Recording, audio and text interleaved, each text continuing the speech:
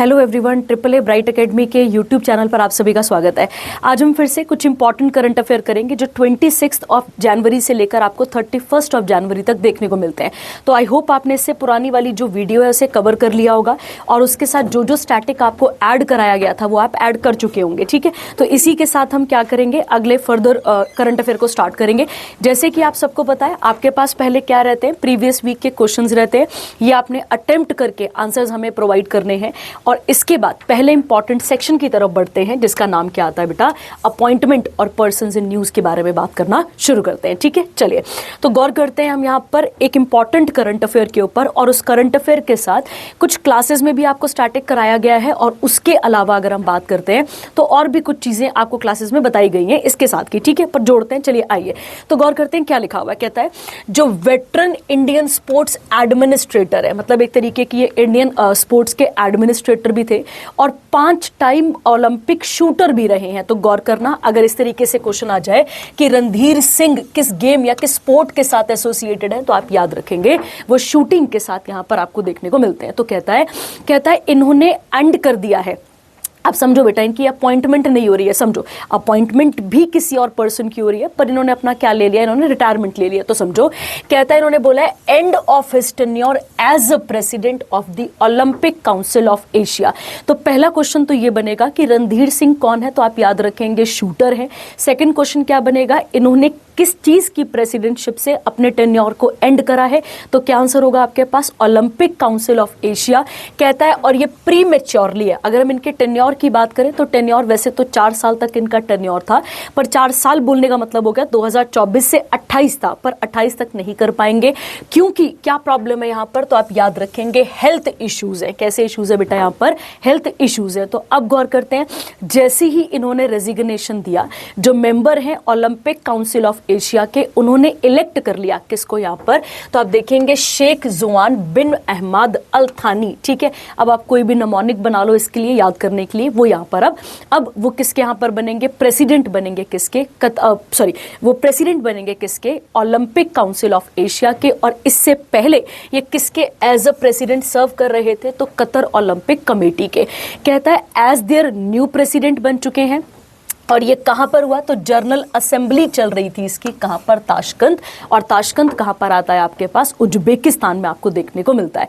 कहता है इन सितंबर 2024 मैंने आपको बताया था कि ये क्या बने थे, पहले इंडियन किसके यहाँ पर, ओलंपिक काउंसिल ऑफ एशिया के। गौर करो 4 सालों का टेन्योर था और इसी टाइम पीरियड पे इनका क्या हो जाता है, मतलब अब इन्होंने क्या ले लिया, प्री मैच्योरली रिटायरमेंट ले ली है। ठीक है, अब आते हैं एक एक फैक्ट के साथ चीजों को जोड़ते हैं और क्या क्या चीजें बन सकती हैं वो जोड़ लेते हैं। ठीक है, आइए देखिए, सबसे पहले अगर मैं बात करूं यहां पर तो आप इस तरीके से समझ सकते हैं हम यहां पे किसकी बात कर रहे हैं, हम बात कर रहे हैं ओलंपिक काउंसिल ऑफ एशिया की। ध्यान देना, ओलंपिक काउंसिल ऑफ एशिया की, मतलब एशिया के अंदर, गौर करेंगे, एशिया के अंदर एक इंपॉर्टेंट बॉडी है ये, या फिर आप ऐसा कह सकते हैं कि जितने भी स्पोर्ट्स होते हैं एशिया के अंदर, उसको कौन संभालता है, तो उसे संभालने वाली बॉडी का नाम क्या आता है, ओसीए आपको देखने को मिलता है।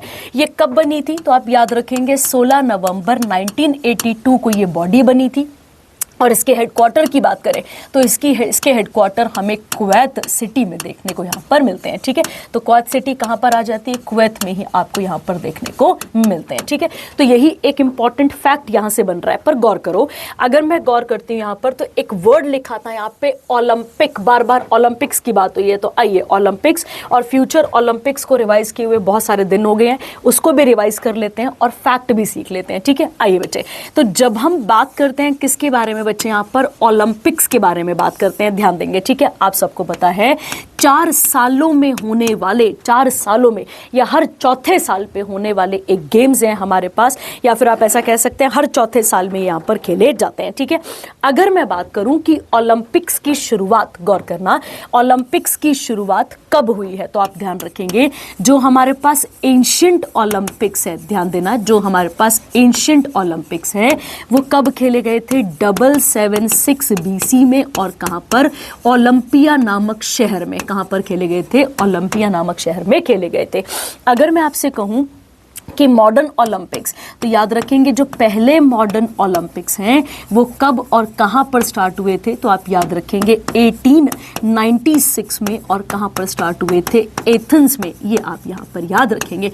और एथेंस आज किसकी राजधानी है, तो सबको पता है कि एथेंस आज ग्रीस की राजधानी हमें देखने को यहाँ पर मिलती है। ठीक है, अगर मैं बात करूँ इसका लोगो क्या है, तो आप सबने देखा है कि 5 इंटरलॉकिंग, ध्यान देना, 5 इंटरलॉकिंग रिंग्स हमें देखने को मिलते हैं। क्या मिलते हैं बेटा यहाँ पर, 5 इंटरलॉकिंग रिंग्स हमें देखने को मिलते हैं, जो रेड कलर, येलो कलर लिख लेंगे आप इसके साथ साथ, रेड कलर आ जाता है जिसमें येलो कलर आ जाता है, ब्लैक, ग्रीन और ब्लू आपको यहाँ पर देखने को मिलता है। ठीक है, तो ये आपको इसके साथ यहाँ पर ऐड कर लेना है। ठीक है, इसके अलावा अगर हम बात करते हैं, इसके अलावा अगर हम 1-2 फैक्ट और जोड़ना चाहें, तो हमारे पास एक बॉडी है जिसका नाम है इंटरनेशनल ओलंपिक कमेटी। ध्यान रखना, एक और बॉडी हमारे पास निकल कर आती है जिसका नाम आता है इंटरनेशनल ओलंपिक कमेटी, इसका नाम हमारे पास निकल कर आता है।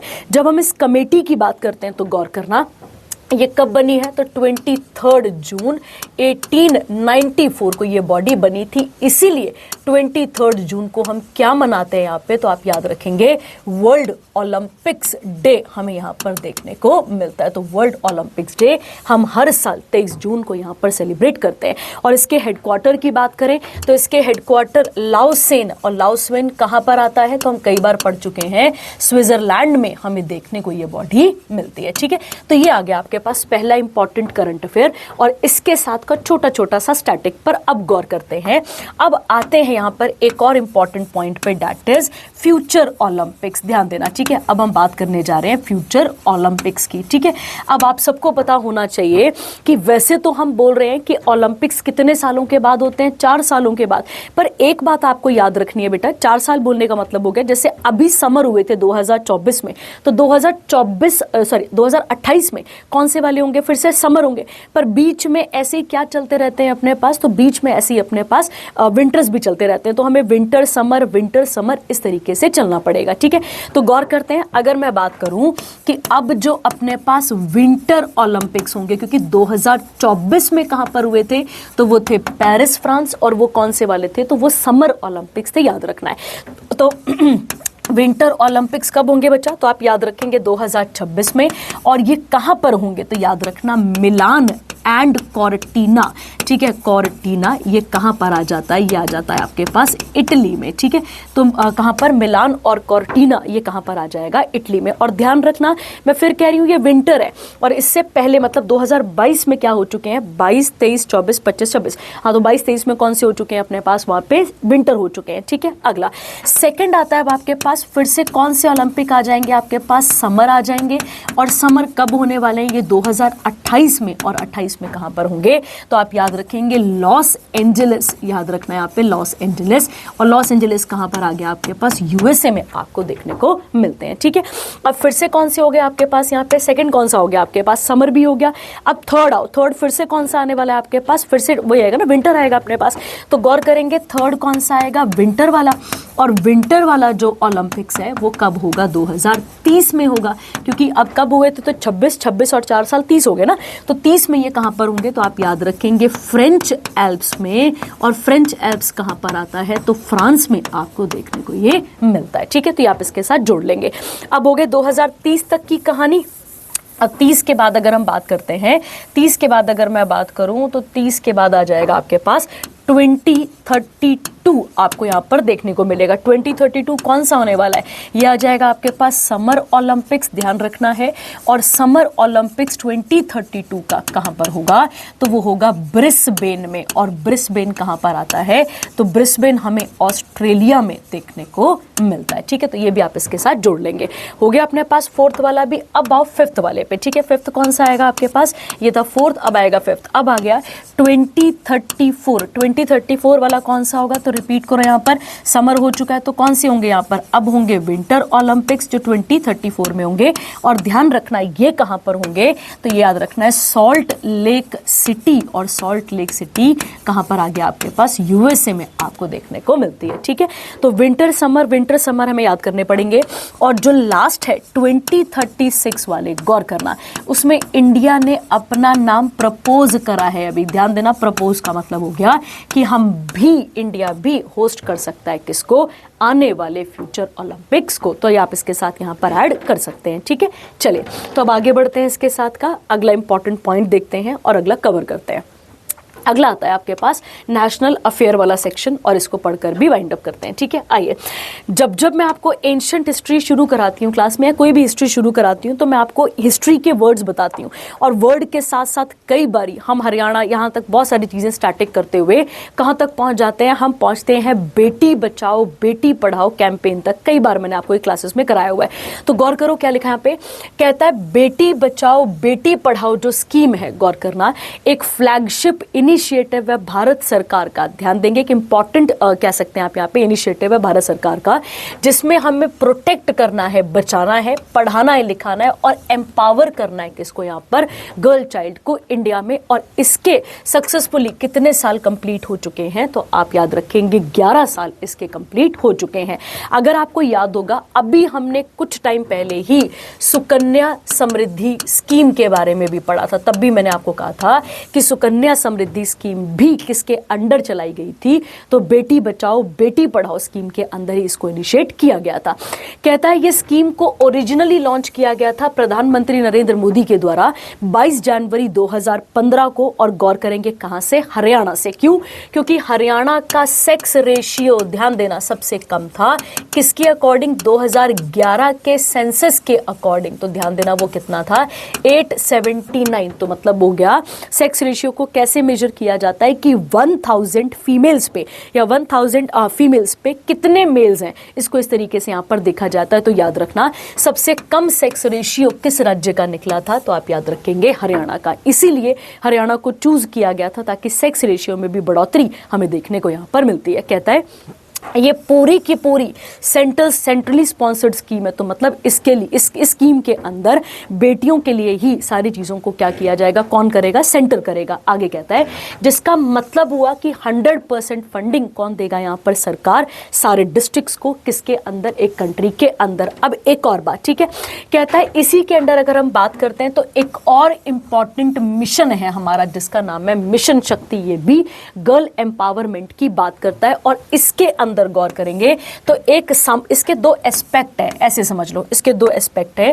उसमें से एक आता है आपके पास संभल, ठीक है, और एक आता है आपके पास यहाँ पे समर्थ, ठीक है। तो ये आपने यहाँ पर याद रखना है, मिशन शक्ति के दो एस्पेक्ट आपको देखने को मिलते हैं, एक का नाम है संभल, एक का नाम है समर्थ। जब हम संभल की बात करते हैं तो आप याद रखेंगे इसके अंदर हम सिक्योरिटी और किसकी बात करते हैं, यहाँ पे सेफ्टी की बात करते हैं, ध्यान रखना है आपने। और अगर मैं बात करूँ समर्थ की, तो समर्थ के अंदर हम एम्पावरमेंट की बात करते हैं। एम्पावरमेंट का मतलब क्या हो जाता है आपके पास, कि लड़कियों को भी उतना ज़्यादा कैपेबल करना है जितने की हमारे पास बॉयज़ है, ठीक है, बॉयज़ को जितना के पास जितना पावर है, ठीक है। आगे कहता है इसके बाद का अगर हम समझते हैं, कहता है aims to address the decreasing child sex ratio. तो हमें किसे कंट्रोल करना था, चाइल्ड सेक्स रेशियो को, प्लस हमें क्या करना था, जो gender biased sex selective elimination है। फॉर एग्जांपल आपको पता है, वैसे तो अब हर जगह पर ये बिल्कुल ही बैन है कि आप बच्चे का लिंग चेक नहीं कर सकते हैं, बट ये पहले चीज़ें हुआ करती थी।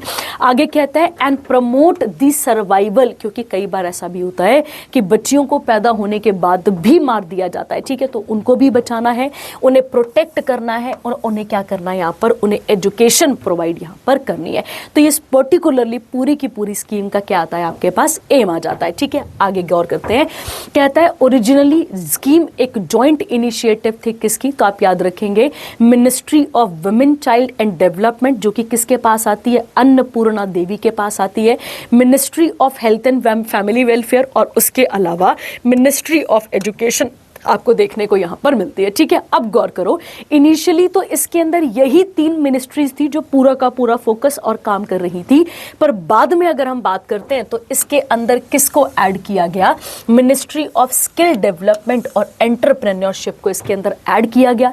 फिर उसके बाद माइनॉरिटी अफेयर्स को भी ऐड किया गया ताकि इसके स्कोप को और ज्यादा बढ़ाया जा सके। ऐसे नहीं कि जो लड़कियां कहां पर रह रही हैं, जो लड़कियां शहरों में रह रही हैं या गांव में रह रही हैं उनका ही सशक्तिकरण करना था, बिल्कुल नहीं। जो लड़कियां ट्राइबल एरियाज में रह रही हैं और अगर वो पढ़ लिख ले रही हैं तो उनको इतना कैपेबल भी बनाना है कि वो नौकरी पर क्या कर सकें, लग सकें। आगे कहता है, अगर हम आज का डेटा देखें इसी स्कीम की वजह से अगर हम देखते हैं तो आज जो सेक्स रेशियो है, अब एक चीज और गौर करना, अभी तो वैसे अगर हम गौर करते हैं, अभी तो लास्ट सेंसस कब होने थे, याद करो जरा सा।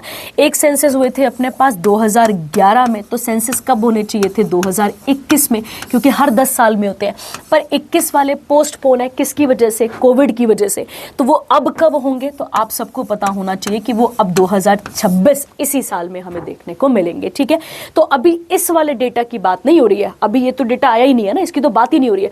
तो बात किसकी हो रही है, गौर करना है। यहाँ पे कहता है सेक्स जो रेशियो है एट बर्थ वो बढ़ चुका है, 918 हो चुका है इन 2014-15 में, और गौर करते हैं अब कितना हो चुका है, 930 2023 और 24 के अंदर। तो ये डेटा एक अलग तरीके से डेटा लिया गया है, ये सेंसस के अंदर काउंट नहीं होगा, ये बात याद रखनी है। ठीक है, अगला कहता है ऑल्सो, अगर हम बच्चियों को बोल रहे हैं कि उनको बचाना है और बचाने के बाद पढ़ाना लिखाना भी है, तो स्कूल में अगर हम उनका एनरोलमेंट रेशियो निकालें, एनरोलमेंट रेशियो का मतलब हो गया कि बच्चियां स्कूल जा भी रही हैं या नहीं जा रही हैं, तो अगर एनरोलमेंट रेशियो निकालेंगे for girls at the secondary level 9 से 10 का लेकर, तो वो भी यहां पर हमें देखने को मिला है। पहले कितना था 2014-15 में 75.51, जो कि कितना हो चुका है यहाँ पे 78% हमें देखने को मिलता है। तो बोलने का मतलब हो गया कि बच्चियां इस पर्टिकुलर स्कीम के अंदर बचाई भी जा रही हैं और वहां पर पढ़ाई भी जा रही हैं। ठीक है, इसके अलावा भी बेटा कई सारी ऐसी स्कीम्स हैं जो पर्टिकुलरली किसके लिए लाई जाती हैं, यहां पर बच्चियों के लिए लाई जाती हैं। ठीक है, तो जैसे कि मैंने अभी आपको 2 स्कीम्स के बारे में समझाया था, जैसे कि अदर इनिशिएटिव अगर हम गौर करें हमारी सरकार के बच्चियों को लेकर, तो गौर करो एक कौन सा आ गया, मिशन शक्ति, अभी समझाया मैंने आपको। और मिशन शक्ति की जब भी मैं बात करूंगी तो इसके अंदर इसके 2 इंडिकेटर्स कह लो या इसके 2 आर्म्स कह लो, 2 आर्म्स कह सकते हैं। एक कौन सा आ जाता है आपके पास, संबल, और एक कौन सा आ जाता है, एक आ जाता है समर्थ। ठीक है, तो ये आपने यहाँ पर समर्थ यहाँ पर याद रखना है। ठीक है, ये आ गया। उसके अलावा अगर आपको याद होगा तो अभी हमने थोड़ी देर पहले किसकी बात की थी, सुकन्या, याद रखेंगे, सुकन्या समृद्धि स्कीम हमें यहाँ पर देखने को मिलती है। ठीक है, सुकन्या समृद्धि स्कीम। ठीक है, उसके अलावा आप सबने स्कूल्स के बाहर देखा होगा, वहां पे लिखा होता है समग्र शिक्षा अभियान। ठीक है, समग्र शिक्षा अभियान, ये भी आप इसके अंदर ऐड कर सकते हैं क्योंकि ये भी एक इंपॉर्टेंट स्कीम है जो कि पर्टिकुलरली हर बच्चे को क्या कर रही है, यहाँ पे हर बच्चे को पढ़ा लिखा बनाने की कोशिश कर रही है। ठीक है, ये आ जाएगा आपके पास। उसके अलावा अगर हम बात करें तो एक और पर्टिकुलर स्कीम है जिसका नाम है विज्ञान ज्योति। क्या नाम आ जाता है इसका, विज्ञान ज्योति। और गौर करना, इसके अंदर हमें बच्चियों को स्टेम की तरफ लेके जाना है। स्टेम का मतलब हो गया साइंस, टेक्नोलॉजी, इंजीनियरिंग और मैथमेटिक्स। ठीक है, तो याद रखना साइंस, टेक्नोलॉजी, इंजीनियरिंग और मैथमेटिक्स की तरफ हमें लेकर जाना है। ठीक है, उसके अलावा एक अपने पास एक्ट है जिसका नाम है प्रोहिबिशन ऑफ, ध्यान देना, prohibition of child marriage act. ठीक है, चाइल्ड मैरिज एक्ट, ये आप याद रखेंगे। और ये चाइल्ड मैरिज एक्ट कब का है, तो आप याद रखेंगे 2006 का हमें देखने को यहाँ पर मिलता है। ठीक है, और इसी के साथ एक और आ जाती है स्कीम आपके पास जिसका नाम आता है, मतलब एक कैंपेन चलाया गया था जिसका नाम है बाल विवाह मुक्त, याद रखेंगे आप यहाँ पे, मुक्त भारत कैंपेन, ये भी यहाँ पर चलाया गया था। ठीक है, और ध्यान रखना ये जो पूरा का पूरा कैंपेन है ये क्या बोलता है कि 2030 तक जो इंडिया के अंदर चाइल्ड मैरिज है उसे हम क्या करने की कोशिश करेंगे, खत्म करने की कोशिश यहाँ पर करेंगे। ठीक है, तो ये आप इसके साथ यहाँ पर ऐड कर सकते हैं। ठीक है, और जब भी हम बात करते हैं किसके बारे में यहाँ पर, अच्छा आप मुझे बताएंगे, मैंने आपको कई बार क्लासेस में बताया हुआ है ये वाला भी, आप मुझे बताएंगे कि कौन सा सस्टेनेबल डेवलपमेंट गोल है। ठीक है, किसके साथ, यहाँ पर जेंडर इक्वालिटी के साथ, कौन सा वाला अपने पास क्या आता है यहाँ पे गोल है जो कि किसके साथ डील करता है, जेंडर इक्वालिटी के साथ। 5वां है, 6वां है, 7वां है, आप मुझे बताएंगे, ठीक है। चलिए अब गौर करते हैं, यहाँ पे एक स्टेट का नाम आया था, स्टेट का नाम क्या था, हरियाणा, और हरियाणा के साथ भी 2-4 फैक्ट फटाफट से यहाँ पर सीख लेते हैं, ठीक है। चलिए तो गौर करते हैं किसके ऊपर, यहाँ पर हरियाणा के ऊपर। आइए, हरियाणा की जब भी हम बात करते हैं, हरियाणा 1 नवंबर 1966 को हमारे पास बनकर आता है, ठीक है। इसकी लैंग्वेज की बात करें तो इसकी ऑफिशियल लैंग्वेज कौन सी आ जाती है, हिंदी, ये आप यहाँ पर याद रखेंगे। उसके अलावा नेशनल पार्क की बात करें तो कालेश्वर और सुल्तानपुर, ये क्या आ जाते हैं अपने पास यहाँ पर, तो आप याद रखेंगे, ये आ जाएंगे आपके पास इंपॉर्टेंट नेशनल पार्क के दोनों क्या आ जाते हैं, नेशनल पार्क आपको देखने को मिलते हैं। हरियाणा की बात की जाए तो ये एक लैंडलॉक्ड स्टेट है, ध्यान रखना कैसा स्टेट है अपने पास, ये लैंडलॉक्ड स्टेट है, ये आप यहाँ पर इसके बारे में क्लियर रखेंगे। लैंडलॉक्ड का मतलब हो गया चारों तरफ से किससे घिरा हुआ है, तो आप याद रखेंगे किससे घिरा हुआ है ये, तो ये जमीन से यहाँ पर घिरा हुआ आपको देखने को मिलता है, ठीक है। ये आप इसके साथ यहाँ पर फैक्ट को जोड़ लेंगे, ठीक है। चलिए आगे बढ़ते हैं, इसके बाद का अगला इंपॉर्टेंट करंट अफेयर देखते हैं, ठीक है। अगला कहता है इलेक्शन कमीशन जो है अपनी इंडिया की। अच्छा बेटा, अगर आप गौर करेंगे तो मैंने आपको इसके साथ एक चीज ऐड नहीं कराई है, वो है डे इसका, नेशनल गर्ल चाइल्ड डे। ये अब हम आगे ही पढ़ेंगे, इसी करंट अफेयर में आगे आ जाएगा, तो मैंने इसीलिए यहाँ पर ऐड नहीं करा है। और उसके अलावा इलेक्शन कमीशन को भी मैं यहां पे डिटेल में कवर ना करके हम वहीं पे कवर करेंगे, थोड़ा थोड़ा यहां पे बता दूंगी, बाकी आप वहां पे कवर करेंगे, ठीक है। मतलब डेज वाले सेक्शन में इसको वाइंड अप करेंगे। अब गौर करते हैं, कहता है जो इलेक्शन कमीशन ऑफ इंडिया है, गौर करना, election commission of India article number 324 से लेके 329 और पार्ट नंबर इंडियन कॉन्स्टिट्यूशन का 15th किसके साथ डील करता है, इलेक्शन कमीशन ऑफ इंडिया के साथ डील करता है। अगर हम बात करें ये कितने मेंबर बॉडी है, तो याद रखना ये 3 मेंबर बॉडी है, इसमें और ज्यादा लोग नहीं है। कितनी मेंबर बॉडी है, 3 मेंबर बॉडी हमें देखने को मिलती है, ठीक है। कहता है इसने होस्ट करा है inaugural India international conference on democracy और एंड इलेक्शन मैनेजमेंट। सबसे बड़ी प्रॉब्लम है कि जब देश में इलेक्शंस आते हैं तो इलेक्शंस को कैसे हैंडल करना है, उनकी गवर्नेंस कैसे होगी, उनको मैनेज कैसे किया जाएगा, ये सारी चीजें इसके अंदर यहां पर कवर की जाएंगी। तो कहता है, और ये कहां पर हुई है, भारत मंडपम, कहां पर आता है, नई दिल्ली में हमें देखने को मिलता है। कहता है ये 3 दिन तक इंटरनेशनल कॉन्फ्रेंस किसने ऑर्गेनाइज करा था, तो IIIDEM, जो कि अभी हम ऊपर पढ़कर आए हैं, अंडर द एजेस ऑफ, किसके अंडर ये किया गया है, तो इलेक्शन कमीशन ऑफ इंडिया के अंदर किया गया है।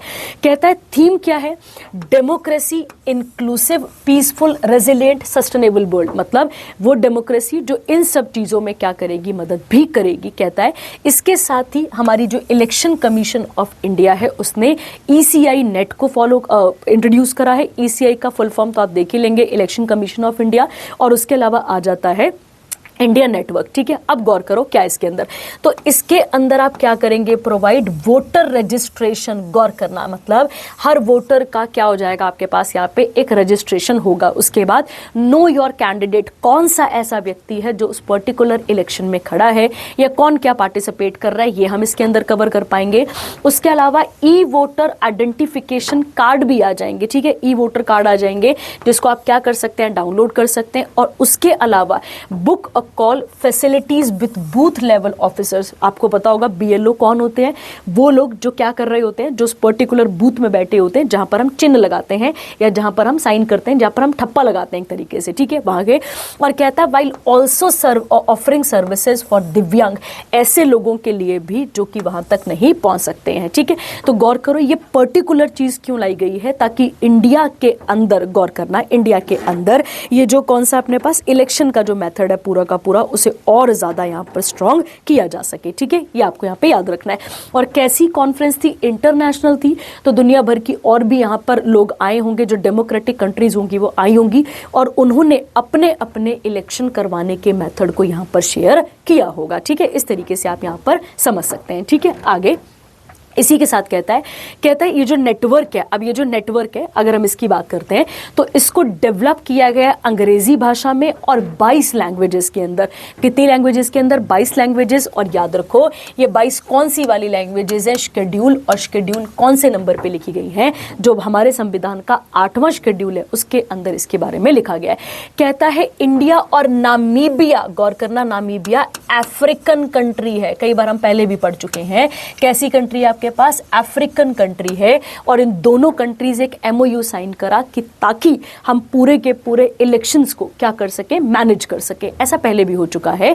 जो हमारे इलेक्शन कमिश्नर थे वो किसी और कंट्री में गए थे, नामीबिया में नहीं, किसी और कंट्री में गए थे, आई थिंक उज्बेकिस्तान गए थे जब वहां के इलेक्शन हो रहे थे, और जब इंडिया में इलेक्शन हुए तो वो वहां, तो उनके जो इलेक्शन कमिश्नर थे वो यहाँ पर आए थे। तो ऐसा चलता रहता है ताकि क्या होता रहे, यहाँ पे दोनों कंट्रीज आपस में समझ सके, पैटर्न को समझ सके, कैसे गवर्नेंस होती है इसे क्लियर कर सकें। ठीक है, उसके अलावा कहता है ECI concluded the 3D EM, ये तो आप देख लेंगे यहाँ पे, इसकी पूरी की पूरी मीटिंग हुई है और इसके साथ एक टाइटल अडॉप्ट किया गया, दैट इज दिल्ली डिक्लेरेशन। तो याद रखना, Delhi declaration is associated with, तो आप याद रखेंगे इलेक्शन से डील करता है ताकि लोगों को क्या किया जा सके, लोगों को इलेक्शंस के बारे में और ज्यादा नॉलेज हमें देखने को यहाँ पर मिल सके। ठीक है, कहता है इसकी स्थापना कब की गई थी, IIIDEM की, तो आप याद रखेंगे 2011 में, ताकि ट्रेन किया जा सके equipment election officials and stakeholder, ताकि देश के अंदर फ्री, फेयर, क्रेडिबल और एरर फ्री क्या हो सके, इलेक्शंस को किया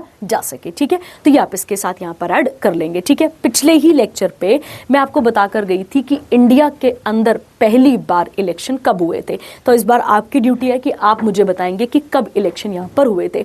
और गौर करते हैं अभी चीफ कौन है हमारे पास, मतलब याद करो, मैंने अभी थोड़ी देर पहले बोला था 3 मेंबर बॉडी है, तो अगर मैं आपसे बोलती हूँ कि ये कैसी बॉडी है, 3 मेंबर बॉडी है, तो ध्यान देना इस 3 मेंबर बॉडी के अंदर, ध्यान से सुनना, एक कौन होगा यहाँ पर, एक होगा चीफ इलेक्शन कमिश्नर होगा, ध्यान देना। ठीक है, एक कौन होगा, चीफ इलेक्शन कमिश्नर होगा, और 2 कौन होंगे, तो याद रखना इलेक्शन कमिश्नर्स होंगे। तो जो ये चीफ इलेक्शन कमिश्नर है वो अभी कौन है, तो वो अभी है ज्ञानेश कुमार, आपको यहाँ पर देखने को मिलते हैं। ठीक है, तो अभी कौन है अपने पास, ज्ञानेश कुमार, ये आप इसके साथ यहाँ पर ऐड कर लेंगे। ठीक है, चलिए ये हो गया आपके पास, कौन से आ गया आपके पास, ये वाले, ये आ गया आपके पास यहाँ पे इलेक्शन कमिश्नर इस समय पे कहाँ के, तो आप याद रखेंगे इंडिया का जो इलेक्शन कमीशन है उसके अंदर।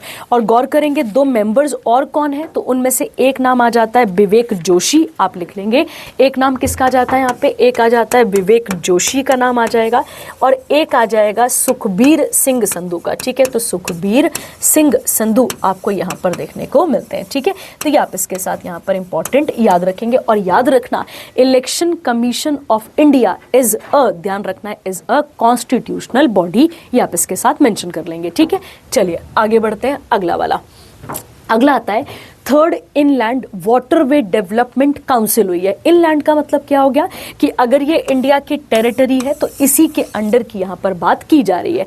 तो गौर करो, पहले तो इनलैंड वाटरवे को समझो। इनलैंड वाटरवे का मतलब हो गया बेटा कि इस तरीके से समझो, लोगों की और सामान की मूवमेंट करना, ध्यान देना, लोगों की और गौर करना सामान की मूवमेंट करना, कैसे यहाँ पर, किसके थ्रू, यहाँ पर रिवर्स के थ्रू, कैनाल्स, नहरों के थ्रू आ जाएगा, लेक्स के थ्रू, और कोई अगर इनलैंड वाटर बॉडी है तो उसके थ्रू यहां पर इसको करना। ठीक है, तो ये आप इसके साथ यहां पर याद रख लेंगे। ठीक है, अब कहता है इसके बाद का, कहता है अगर हम गौर करें, ये समझ में आ गया पहले इनलैंड, अब गौर करो, कहता है जो इनलैंड वाटरवे डेवलपमेंट काउंसिल है, नाम से क्लियर है बेटा कि इंडिया के अंदर जो भी लेक्स, कैनाल्स, रिवर्स है, जहां से सामान और लोगों को क्या किया जा रहा है, ट्रांसपोर्ट किया जा रहा है, उस पर्टिकुलर जगह के लिए एक बॉडी है और बॉडी का नाम है डेवलपमेंट काउंसिल। ये कहां पर हुई है, तो ये कोची केरला में आपको देखने को मिलती है। जो मिनिस्ट्री ऑफ शिपिंग पोर्ट्स है, सर्बानंद सोनोवाल, वो यहां पर आपको देखने को मिलते हैं। और इस काउंसिल का एक्चुअली एम क्या था कि रिव्यू करना, किसको, यहां पर इंडिया का जो वाटर ट्रांसपोर्ट सेक्टर है उसको और ज्यादा उसको क्या करना, उसकी प्रोग्रेस भी देखना और उसको रिव्यू करना, ये उसका मेन काम था। कहता है इंडिया की अगर हम बात करें तो 111 नेशनल वाटरवेज है, याद रखेंगे यहां पर कितने राज्यों के अंदर, 23 राज्य और 4 यूटीज के अंदर। कहता है उसमें से 23 आर ऑपरेशनल फॉर कार्गो, जो कि सामान को क्या करते हैं, ट्रांसपोर्ट, सामान के साथ साथ पैसेंजर को भी क्या किया जाता है, transport, with the inland waterways authority of India. अब ये क्वेश्चन आया कि इनलैंड वाटरवे अथॉरिटी एक्ट कब का है, तो गौर करना एक्ट कब आया होगा, तो आप याद रखेंगे एक्ट आया था 1985 में। ध्यान रखना एक्ट कब का है, 1985। और ये बॉडी प्रॉपर तरीके से बनी कब है, तो आप याद रखेंगे 1986 में। और हम पिछले ही लेक्चर में बात कर चुके हैं ऐसी बॉडीज जिनको किसी एक्ट से बनाया जाता है उन्हें हम क्या नाम देते हैं, तो उन्हें हम स्टैट्यूटरी बॉडी के नाम से भी जानते हैं। तो ये आपको यहाँ पर याद रखना है। कहता है उसके बाद का, अब ये मतलब पूरी की पूरी जो बॉडी है किस किस क्या क्या काम करती है, उनके डेवलपमेंट, उनका मेंटेनेंस और रेगुलेशन के ऊपर पूरा का पूरा जोर देती है। ठीक है, तो ये आपको यहाँ पर समझना था। अब आइए, अब इसके साथ क्या क्या ऐड हो सकता है, तो वो यहाँ पर इस वाले पेज पे ऐड करते हैं, फर्स्ट वाले पे, है ना। आइए, आप सबने शायद सुना होगा नेशनल हाईवेज के बारे में, जरूर सुना होगा। ऐसे ही आपने इंडियन रेलवेज के बारे में भी सुना होगा। क्या आप सबने इसके बारे में सुना है कि नेशनल वाटरवेज भी होते हैं? गौर करना, मैंने क्या कहा आपको कि ऐसे ही हमारे पास क्या होते हैं बेटा, ऐसे ही हमारे पास नेशनल वाटरवेज भी होते हैं। ठीक है, वाटरवेज मतलब क्या बताया था अभी आपको कि अगर याद होगा तो अभी हमने बोला था कि ऐसे एरियाज या ऐसी नदियां अपने पास कैनाल्स जहां से क्या कर सकते हैं, किया जा सकता है।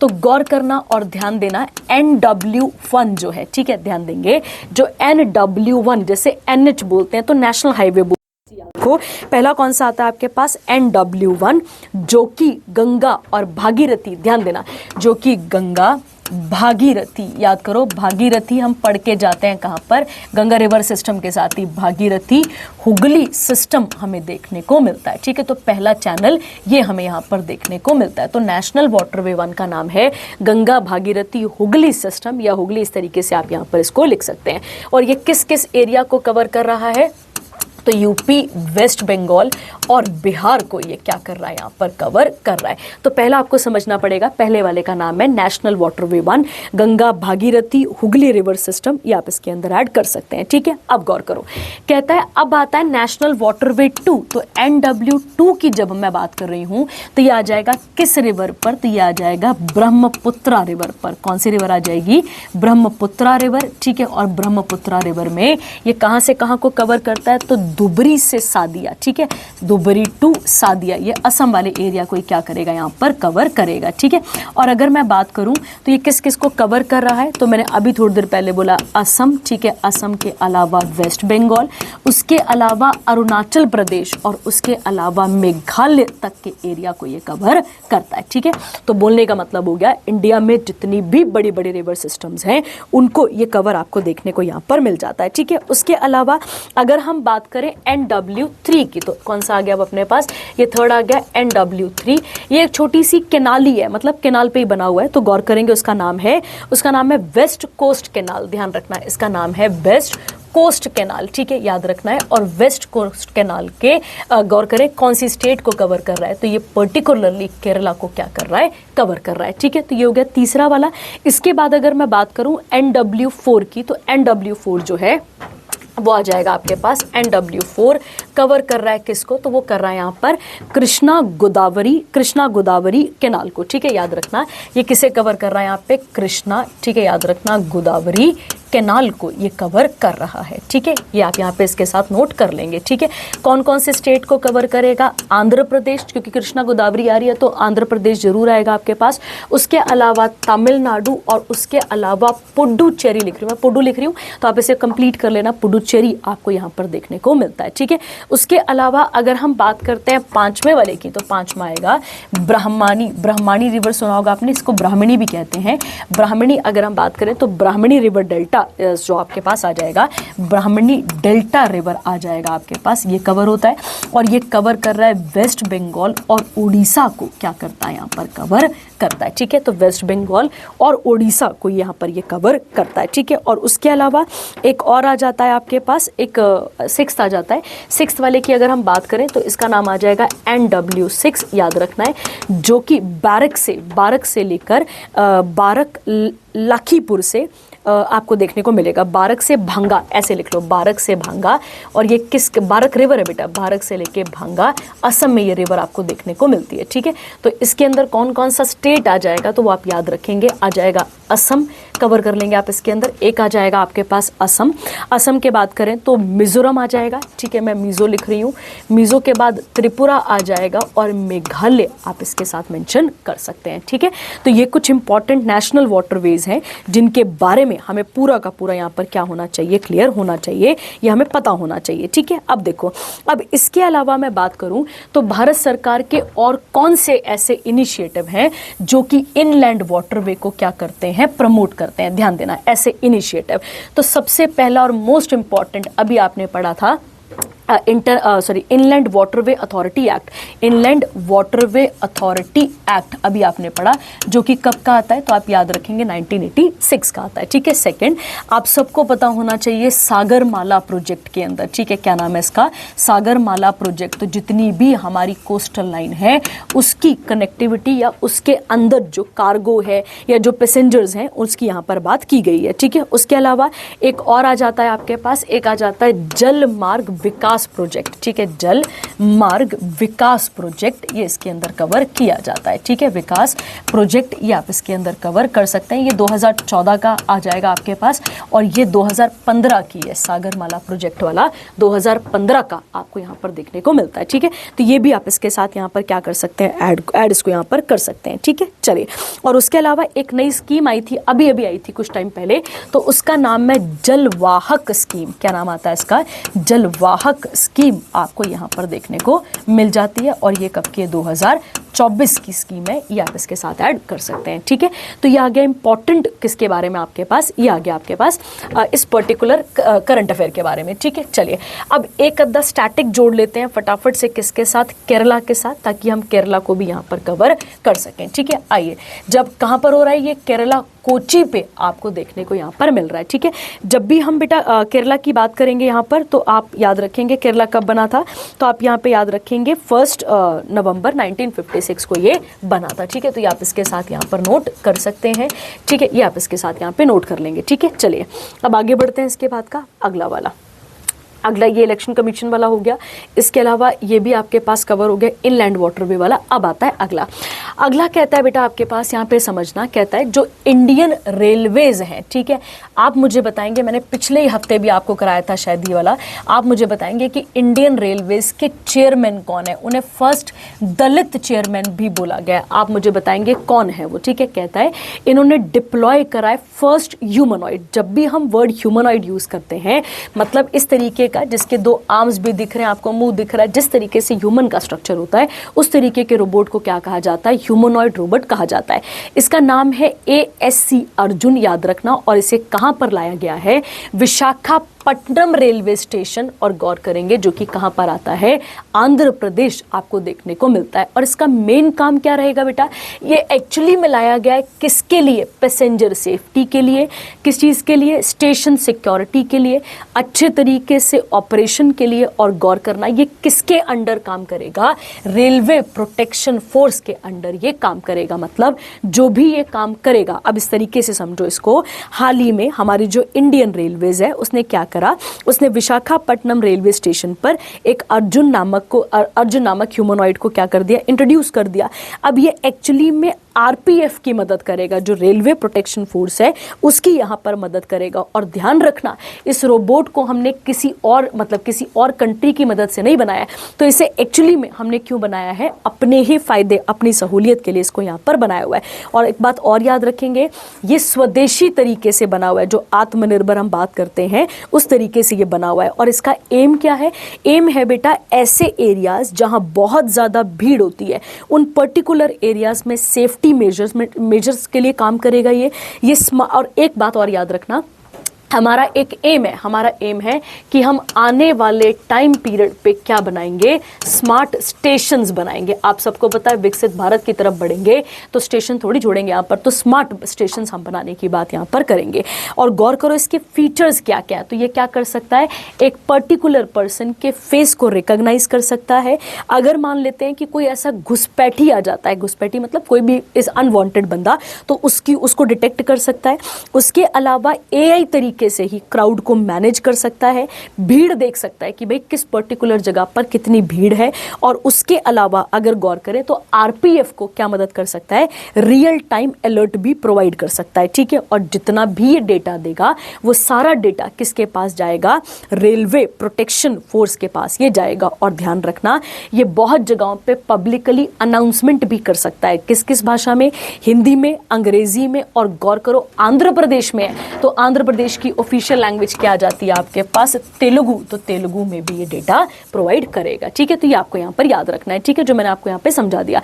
कहता है क्राउड मैनेज कर लेगा, ये मैंने अभी आपको यहाँ पर क्लियर कर दिया, ठीक है। चलिए अब अगर मैं बात करूँ आपसे, अगर मैं आपसे बात करूँ कि फर्स्ट रेलवे, ठीक है, तो फर्स्ट रेलवेज आप मुझे बताएंगे, क्योंकि मैं आपको पहले भी कई बार करा चुकी हूँ इसके बारे में कि पहली ट्रेन कहाँ से कहाँ चली थी, ये आप मुझे इसके साथ यहाँ पर क्लियर करेंगे, ठीक है, आप बताएंगे। चलिए अब गौर करते हैं, अब आंध्र प्रदेश से बनने वाले एक दो फैक्ट को फटाफट से सीख लेते हैं, ठीक है। आइए तो गौर करते हैं किसके बारे में, यहाँ पर आंध्र प्रदेश के बारे में, ठीक है। ध्यान देना, आंध्र प्रदेश की बात करें तो अक्टूबर 1953 को ये बना था, और इसी से 2 जून 2014 को क्या अलग हुआ है, तेलंगाना इससे अलग हुआ है। तो ये आप इसके साथ यहाँ पर ऐड कर सकते हैं, तेलंगाना आ जाएगा ना, हाँ, तेलंगाना इससे अलग हुआ है, तो ये आप इसके साथ ऐड कर सकते हैं, ठीक है।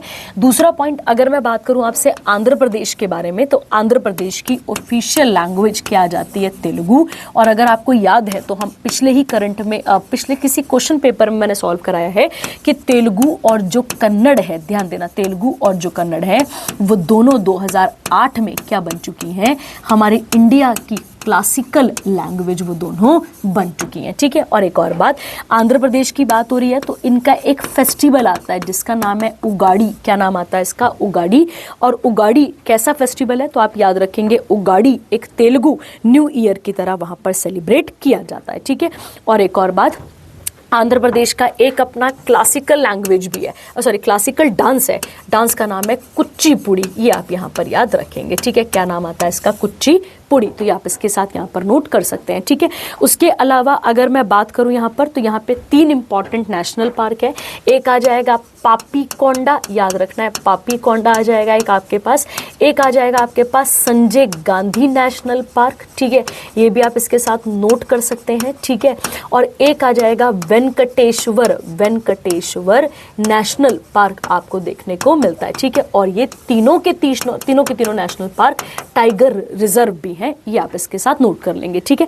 टाइगर रिजर्व भी हैं ये आप इसके साथ क्लियर रखेंगे, ठीक है। चलिए, और आप मुझे बताएंगे एक और चीज के बारे में। मैंने पिछली करंट अफेयर में, अभी जब से मैं करंट अफेयर करा रही हूँ आपको जनवरी से, तब मैंने आपको ये चीज पहले भी करवाई हुई है, वो है डेडिकेटेड, ध्यान रखना, डेडिकेटेड फ्राइट कॉरिडोर। ये मैंने अभी पिछले किसी करंट अफेयर में कराया था।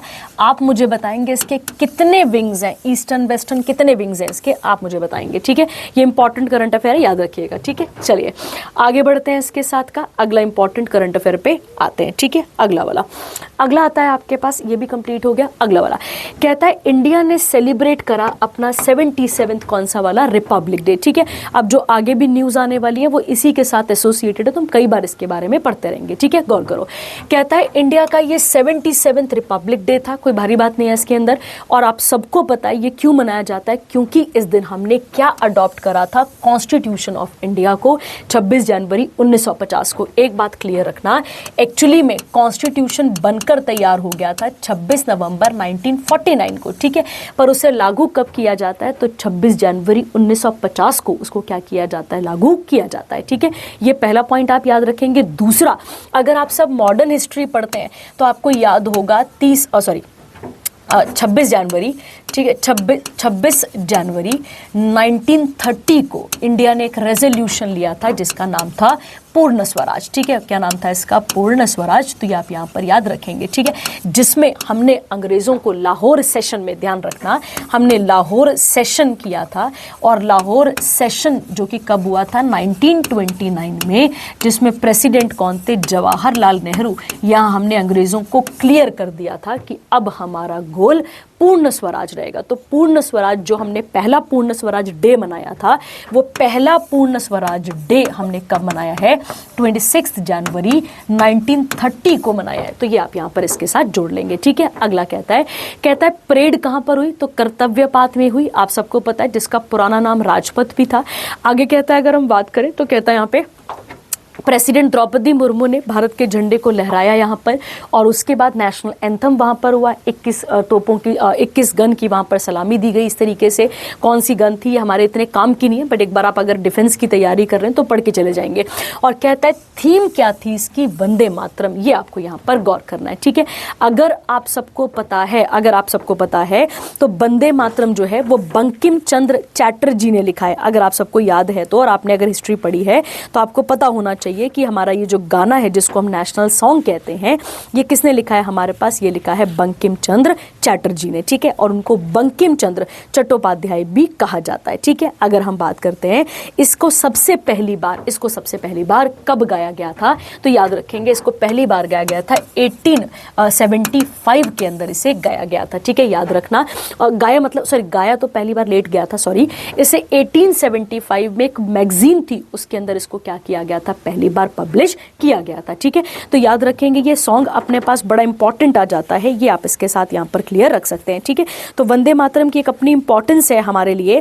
पर एक और बात आप यहाँ पे याद रखेंगे, और किस पब्लिकेशन में ये आया था या किस मैगजीन में ये पब्लिश हुआ था, तो उसका नाम था बंगा दर्शन, ठीक है, याद रखना, उसका नाम था बंगा दर्शन।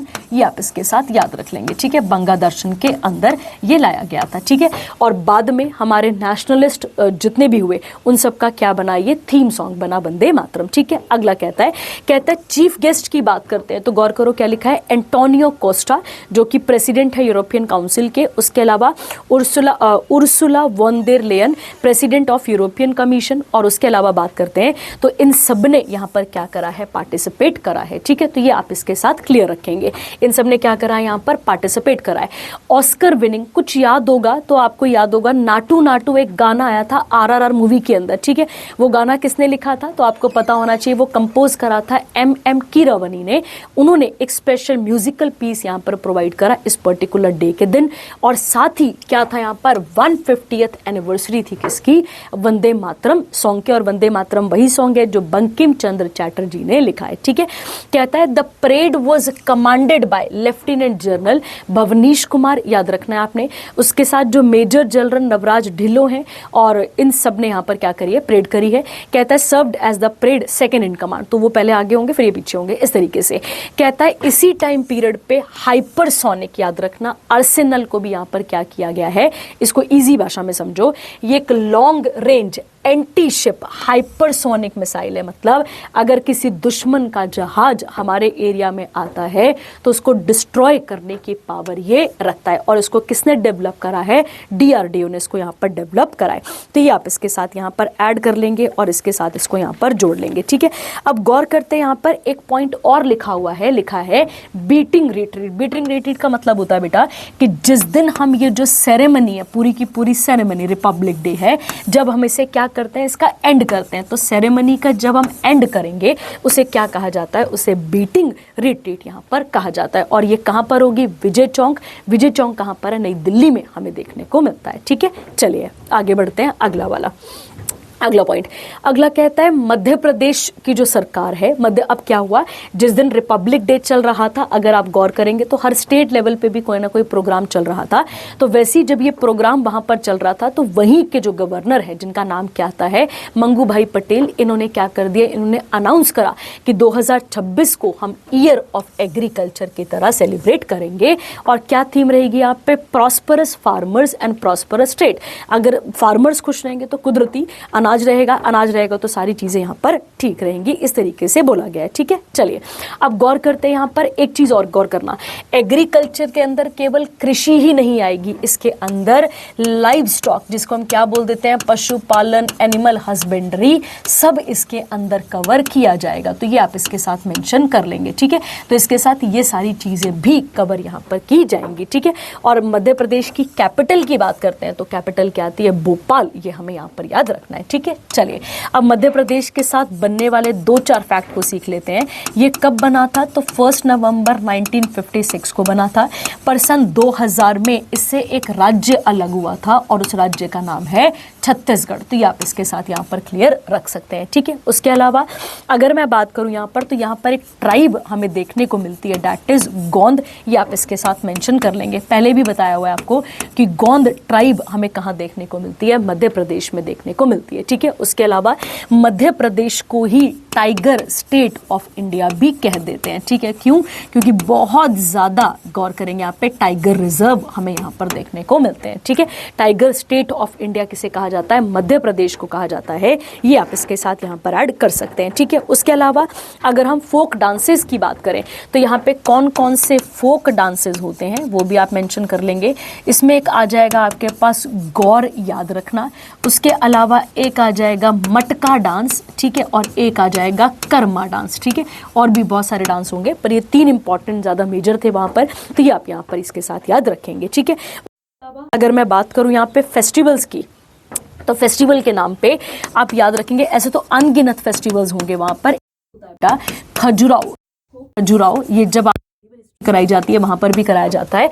खजुराहो जो टेम्पल फेस्टिवल है वो हमें यहाँ पर देखने को मिलता है। ठीक है, तो यहाँ पे खजुराहो डांस भी होता है पूरा और उसके साथ इस फेस्टिवल को मनाया भी जाता है। ठीक है, चलिए अब मैंने इसको अभी अभी कहा कि ये टाइगर स्टेट ऑफ इंडिया है, तो आप मुझे बताएंगे कि यहाँ टोटल नेशनल पार्क कितने हैं और कौन कौन से हैं। जैसे मैं नाम पढ़ के आपको बता दूं, जैसे कान्हा आ जाएगा, कान्हा के बाद बांधवगढ़ है, बांधव के बाद पेंच है, पेंच के बाद सतपुरा आपके पास आ जाता है, फिर पन्ना आ जाता है और संजय दुबरी नेशनल पार्क आपको देखने को मिलता है। तो नेशनल पार्क की लिस्ट आप हमें यहाँ पर प्रोवाइड करेंगे। ठीक है, चलिए आगे बढ़ते हैं। अगला वाला, अगला आता है बेटा यहाँ पर समझना, यहाँ पर अब अगला करंट अफेयर भी इंपॉर्टेंट है हमारे लिए। क्या कहता है समझो, कहता है एक पेंशन फंड रेगुलेटरी और डेवलपमेंट अथॉरिटी, नाम से क्लियर हो रहा है, पेंशन जितना भी फंड होता है उसको रेगुलेट करने का काम, उसको डेवलप करने के लिए एक अथॉरिटी है।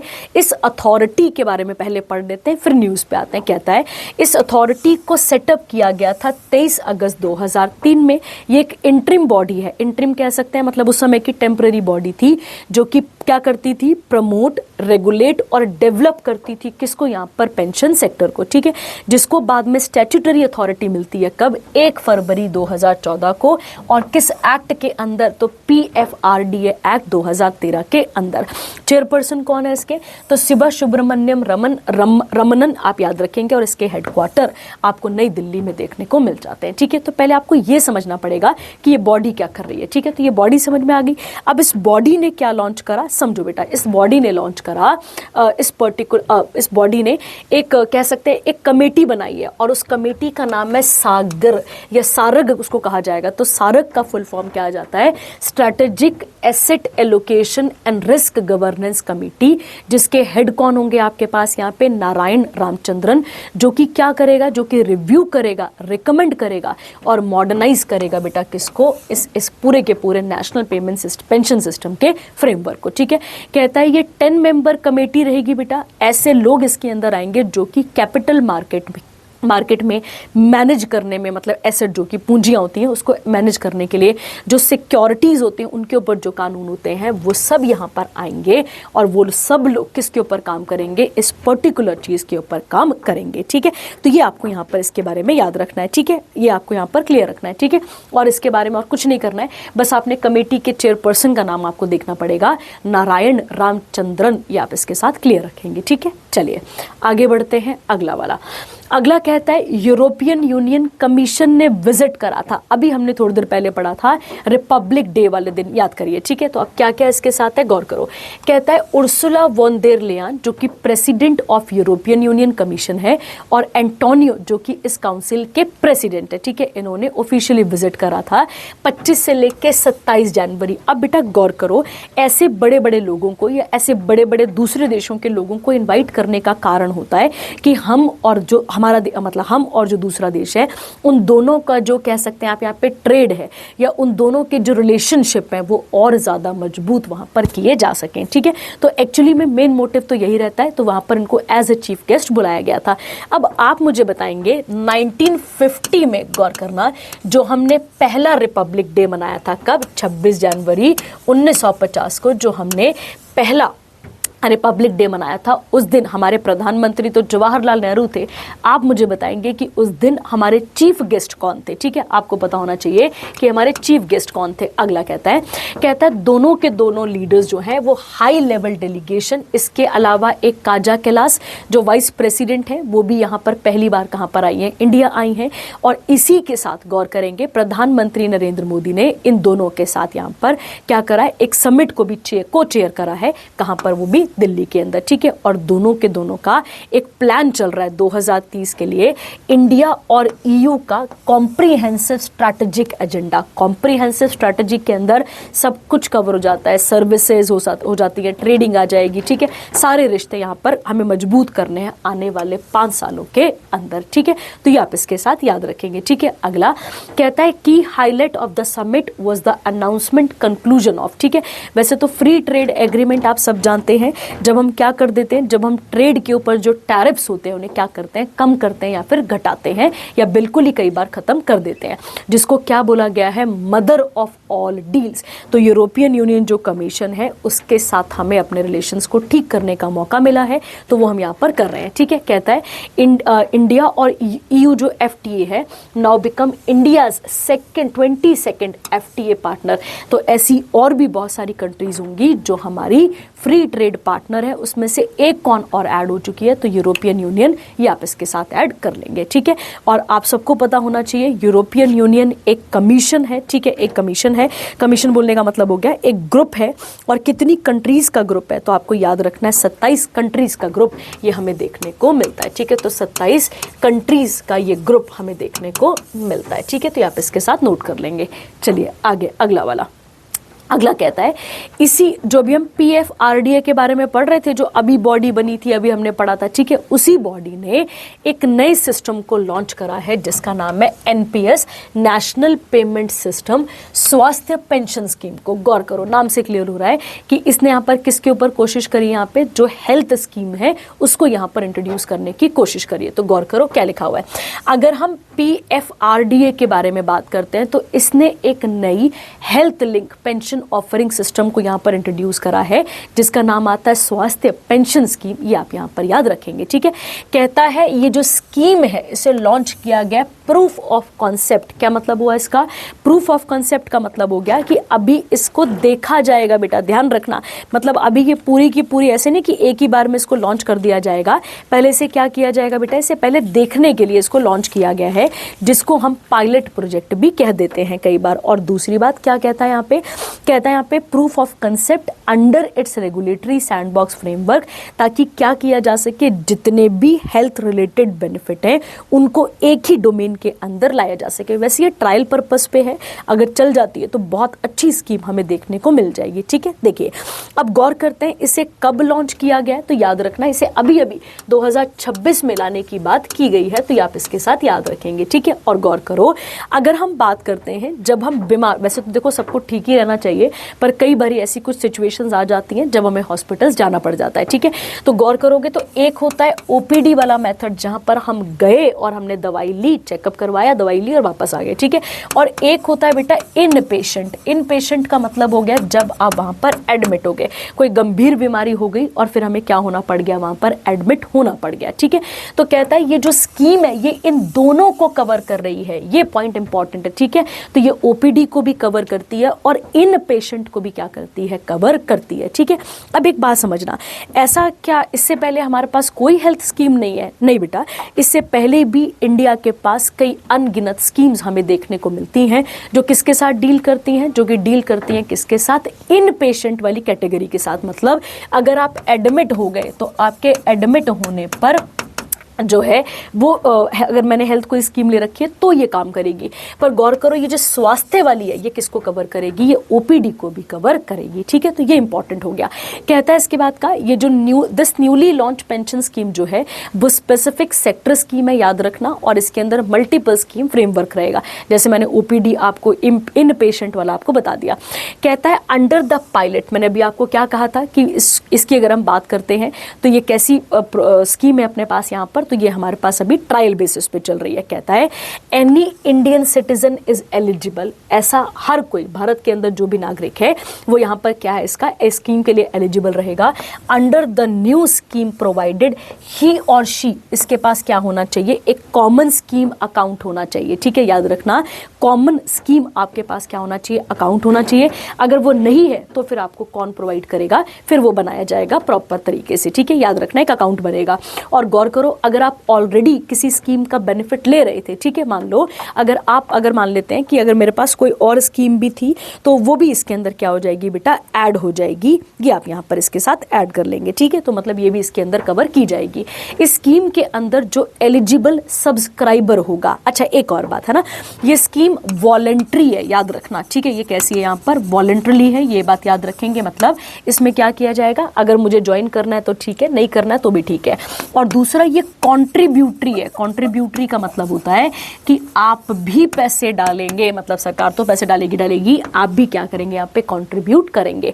तो कहता है यहाँ पे जो एलिजिबल सब्सक्राइबर होगा उसको ये परमिट किया जाता है कि वो पार्शियल विड्रॉ कर सकता है। पार्शियल मतलब कुछ पैसा क्या कर सकता है, विड्रॉ कर सकता है अगर कोई मेडिकल कोई बीमारी आ गई तो।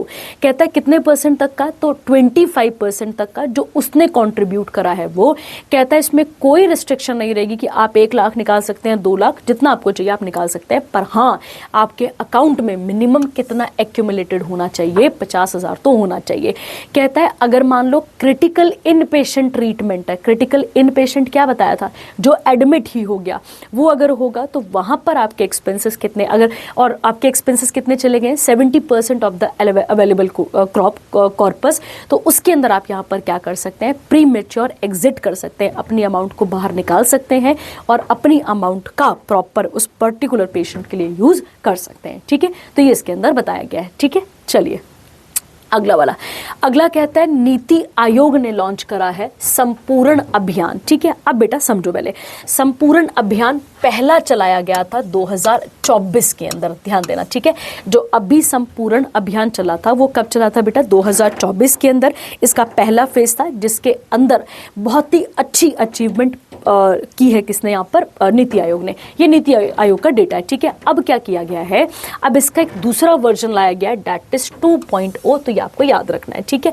क्या करना है इसके अंदर, तो कहता है सरकार की उन सारी बेनिफिट्स को जिसमें हेल्थ आता है, एजुकेशन आता है, हेल्थ आ गया आपके पास, एजुकेशन आ गया, उसके अलावा अगर हम बात करते हैं यहाँ पे जो भी गवर्नमेंट की स्कीम्स हैं, जैसे कि न्यूट्रिशन हो गया, उसके अलावा मान लेते हैं आंगनबाड़ियों में क्या हाल चल रहा है, क्या लड़कियों की एजुकेशन पर काम हो रहा है या नहीं हो रहा है, क्या एनिमल वेलफेयर के ऊपर काम हो रहा है या नहीं हो रहा है, ये सब इसके अंदर कवर किया जाएगा। उन सारी फैसिलिटीज को कहाँ पर पहुंचाना है, रिमोट और अंडर सर्व्ड पॉपुलेशन तक, ऐसी जनसंख्या जिसको ये बेनिफिट नहीं मिल पाए हैं वहां तक इसको पहुंचाना है। कहता है ये जो इनिशिएटिव है aims to fast track development और अचीव 100% सैचुरेशन ऑफ की डेवलपमेंट इंडिकेटर्स। अब ये कहाँ कहाँ पर पहुंचाने, तो गौर करना, एस्पिरेशनल डिस्ट्रिक्ट्स और कहाँ तक, एस्पिरेशनल ब्लॉक्स तक, ठीक है। डिस्ट्रिक्ट मतलब समझ गए, स्टेट के अंदर डिस्ट्रिक्ट आ गया और ब्लॉक, डिस्ट्रिक्ट का ही आगे सब डिवीजन आ गया आपके पास ब्लॉक, ठीक है। कहता है ये 3 मंथ तक ये कैंपेन चलेगा ताकि हर बच्चे तक, हर परिवार तक उस फैसिलिटी को पहुंचाया जाए। कहता है कब से ये स्टार्ट हो जाएगी, तो 28 28 जनवरी से ये स्टार्ट हो चुकी है और 14 अप्रैल जब तक BR अम्बेडकर की जयंती नहीं आ जाती है, ठीक है, तब तक ये चलेगी, ठीक है। तो ये आप यहाँ पर याद रखेंगे, ठीक है। 14 अप्रैल को क्या आ जाएगी, उनकी जयंती आ जाती है, तो ये आप इसके साथ क्लियर रखेंगे, ठीक है। कहता है इस कैंपेन में एक्सपैंड किया जाएगा यहाँ पर, क्योंकि 2014 में जो है बहुत अच्छा इसका रिजल्ट हमें देखने को मिला था, ठीक है। आगे कहता है नीति आयोग के CEO कौन है, BVR सुब्रमण्यम, आपको बता चुकी हूँ। नीति आयोग के चेयरमैन कौन होते हैं, तो याद रखना है हमेशा जो प्राइम मिनिस्टर होते हैं वो नीति आयोग के चेयरमैन होते हैं।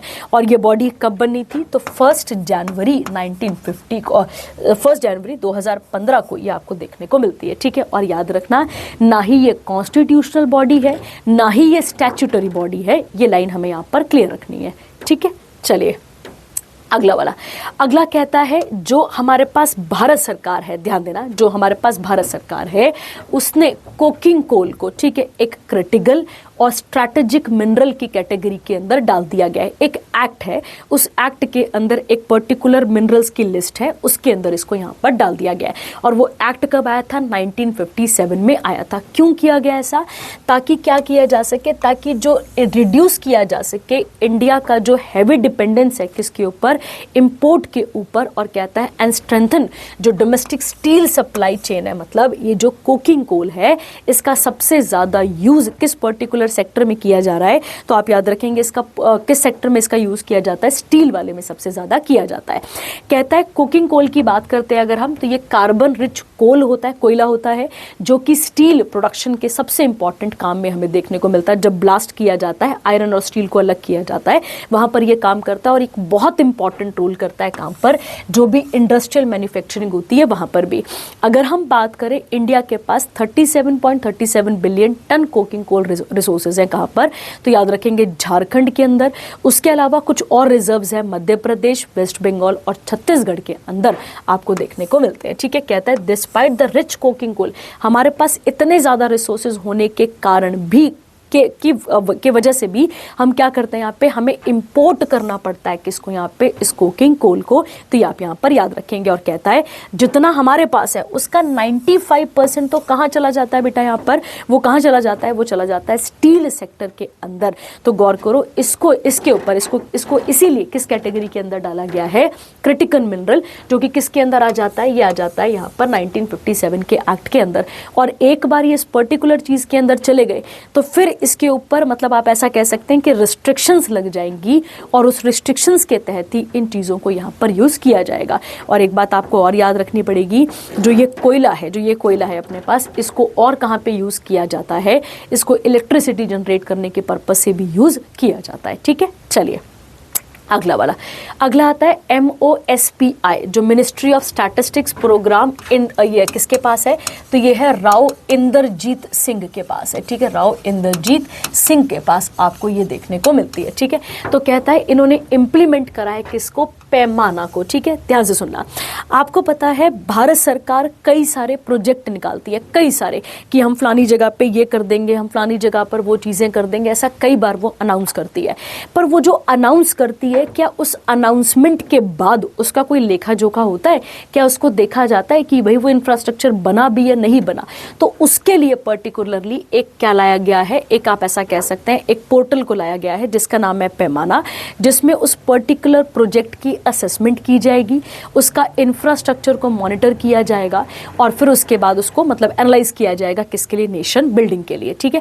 तो ये पोर्टल किसने लाया यहाँ पे, सेंट्रल सेक्टर इंफ्रास्ट्रक्चर प्रोजेक्ट के लिए। याद रखना, जो स्टेट अपने प्रोजेक्ट चलाती है उसके लिए ये काम नहीं करेगा, स्टेट के लिए, और उसकी मतलब कितनी वर्थ होनी चाहिए, तो 150 करोड़ और उससे ज्यादा, तो ये आप यहाँ पर याद रखेंगे, ठीक है।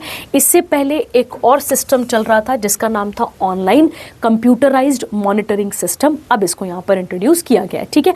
तो इसके अंदर कौन कौन सी मिनिस्ट्रीज काम कर रही हैं, तो गौर करो 20 सेंट्रल मिनिस्ट्रीज और डिपार्टमेंट है, जिसमें डिपार्टमेंट ऑफ इकोनॉमिक अफेयर है जो मिनिस्ट्री ऑफ फाइनेंस के अंदर आ गया, DPIIT पढ़ा है आपने, department of promotion internal trade वाला, मिनिस्ट्री ऑफ कॉमर्स और इंडस्ट्री के अंदर, ये सब इसके अंदर यहाँ पर आ जाएगा, ठीक है। तो इसके अंदर कोई और स्टैटिक ऐड करने की जरूरत नहीं है, ठीक है। चलिए अगला वाला, अगला सेक्शन कौन सा आता है, इंटरनेशनल अफेयर, इसको भी पढ़कर यहाँ पर वाइंड अप करते हैं, ठीक है। आइए, कहता है 56th एनुअल मीटिंग हुई है किसकी, वर्ल्ड इकोनॉमिक फोरम फोरम की। तो पहले तो ये समझो, ये जो वर्ल्ड इकोनॉमिक फोरम है, ठीक है, याद रखेंगे, ये एक जर्मन स्कॉलर थे, ठीक है, एक जर्मन स्कॉलर थे जिनका नाम आता है क्लॉस करके, क्लॉस स्कचवेब, इस तरीके से उनका नाम आता है, क्लॉब आप लिख लेंगे, क्लॉज उनका नाम आता है।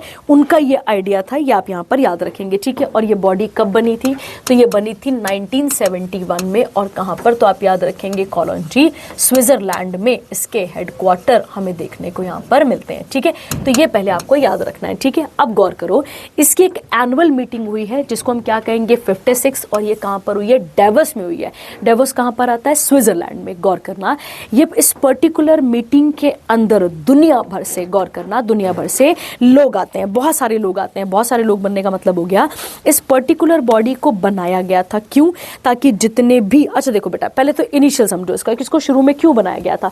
इसको शुरू में बनाया गया था कि जो यूरोप के जो बिजनेस लीडर्स हैं, ध्यान रखना, जो यूरोप के जो बिजनेस लीडर्स हैं, और मतलब उनको जो है वो अमेरिका के तौर तरीके सिखाने थे, पर धीरे धीरे करके ये एक्सपैंड होता चला गया और इसका दायरा इतना ज़्यादा बढ़ गया कि इसमें और भी, मतलब ये बड़े लेवल पे पहुंच गया, ठीक है। और बेटा याद रखना, इस पर्टिकुलर फोरम का मानना है कि किसी भी प्रॉब्लम को अकेले सॉल्व नहीं किया जा सकता है। इसमें 3 लोगों की जरूरत पड़ेगी, एक सरकार की, एक बिजनेस करने वाले लोगों की, सरकार मतलब जो कानून बनाएगी, बिजनेस करने वाले वो लोग जिनके पास काफी अच्छा खासा पैसा है, और सिविल सोसाइटीज़ की, जिसमें हम और आप लोग आ जाएंगे। ये हम सबके बिना यहाँ पर ये नहीं हो सकता है, ठीक है। तो कहता है 2026 की जो ये एनुअल मीटिंग है, इसका थीम है अ स्पिरिट ऑफ डायलॉग। कहता है WEF ने इसे रिलीज करा था वर्ल्ड इकोनॉमिक्स आउटलुक 2026 के नाम पर।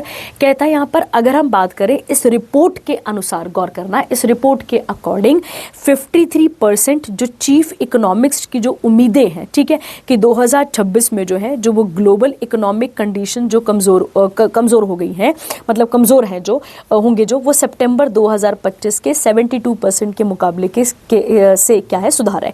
मतलब ऐसे समझो कि सितंबर का अगर डेटा देखा जाए तो सितंबर अगर 2025 का डेटा देखा जाए तो वो कहता है उस टाइम पीरियड पे अगर हम बात करते हैं तो 72% क्या हुआ था, वहां पर सुधारों की बात की गई थी।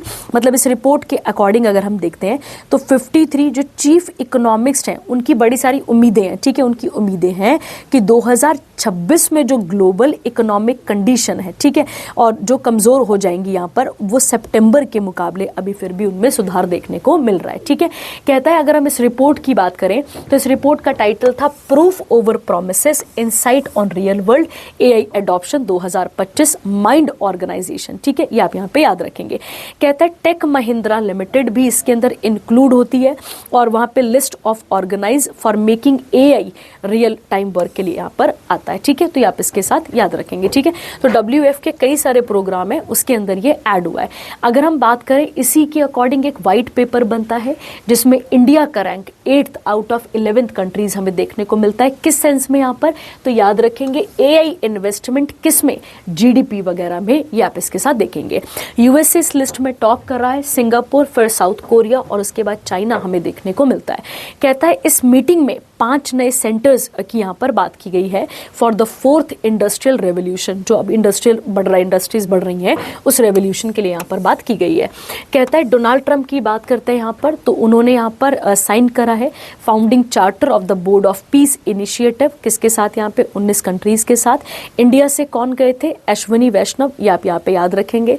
और मिनिस्ट्री ऑफ स्किल और डेवलपमेंट एंटरप्रेन्योरशिप, ये भी यहाँ पर हमें देखने को मिली है, मतलब वो भी वहाँ पर गए थे ताकि स्किल्स को यहाँ पर बढ़ाने की बात की जा सके, ठीक है। उसके अलावा जो गवर्नमेंट ऑफ महाराष्ट्र है उसने 19 MOU साइन करे यहाँ पर, और महाराष्ट्र के जो CM है देवेंद्र फडणवीस, उन्होंने अनाउंस करा है स्टैब्लिशमेंट ऑफ इंडिया का पहला innovative city Navi Mumbai international airport के अंदर, ठीक है।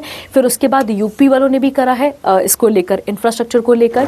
फिर असम ने भी करा है हाइड्रोकार्बन सेमीकंडक्टर, इसके लिए, और पहली बार असम यहाँ पर पार्टिसिपेट, ठीक है। तो और कोई भारी बात नहीं है इसके अंदर, इसको इस तरीके से कवर कर सकते हैं, ठीक है। अगला कहता है WHO से विड्रॉ कर लिया किसने यहाँ पर, तो आप याद रखेंगे यूएस ने, ठीक है। अब ऐसा क्यों करा है इसको पढ़ते हैं और समझ लेते हैं, ठीक है। गौर करो, कहता है रीजन क्या है बेटा, यूएस ने एलिगेशन लगाए थे WHO पर जब कोविड आया था। गौर करना, जब कोविड आया था तब यूएसए ने क्या करा था, एलिगेशन लगा दिया था WHO के ऊपर, और यूएसए ने कहा था कि कोविड के फैलने का कारण ही WHO है, ठीक है। मतलब WHO ने किसी भी चीज को प्रॉपर तरीके से मैनेज नहीं करा, ना उसको मैनेज करने के लिए प्रॉपर तरीके से कोई स्टेप लिए, और ना ही उसे फैलने से यहाँ पर क्या कर पाया, रोक पाया, ठीक है। तो यूएसए ने उसी टाइम पर अनाउंस कर दिया था कि हम आने वाले टाइम पर क्या कर लेंगे, यहाँ पे विड्रॉ कर लेंगे। तो गौर करो, बट ये प्रोसेस पूरी की पूरी कब स्टार्ट हुई, यहाँ पर 2025 में। पर गौर करना बच्चे, अगर आप ऐसी किसी भी बड़ी ऑर्गेनाइजेशन को छोड़ते हैं तो उसके अंदर आपने कुछ पैसे वो इन्वेस्ट किए होते हैं, उसके अलावा आपके और भी बहुत सारे लोग वहां पर होते हैं। तो गौर करो, यहाँ पे बोला गया था, WHO ने बोला ठीक है भाई तुम आए थे तो तुम जा भी सकते हो, पर तो जब तुम जाओगे तो जाने से पहले अपने ड्यूज, अपने बंदों की सैलरीज, जो वहां पे प्रक्रिया होती है उसे वहां पर कवर करके जाना है, ठीक है। तो याद रखना। और एक और बात याद रखेंगे, यूएसए सबसे बड़ा कॉन्ट्रीब्यूटर है कहां पर, WHO में।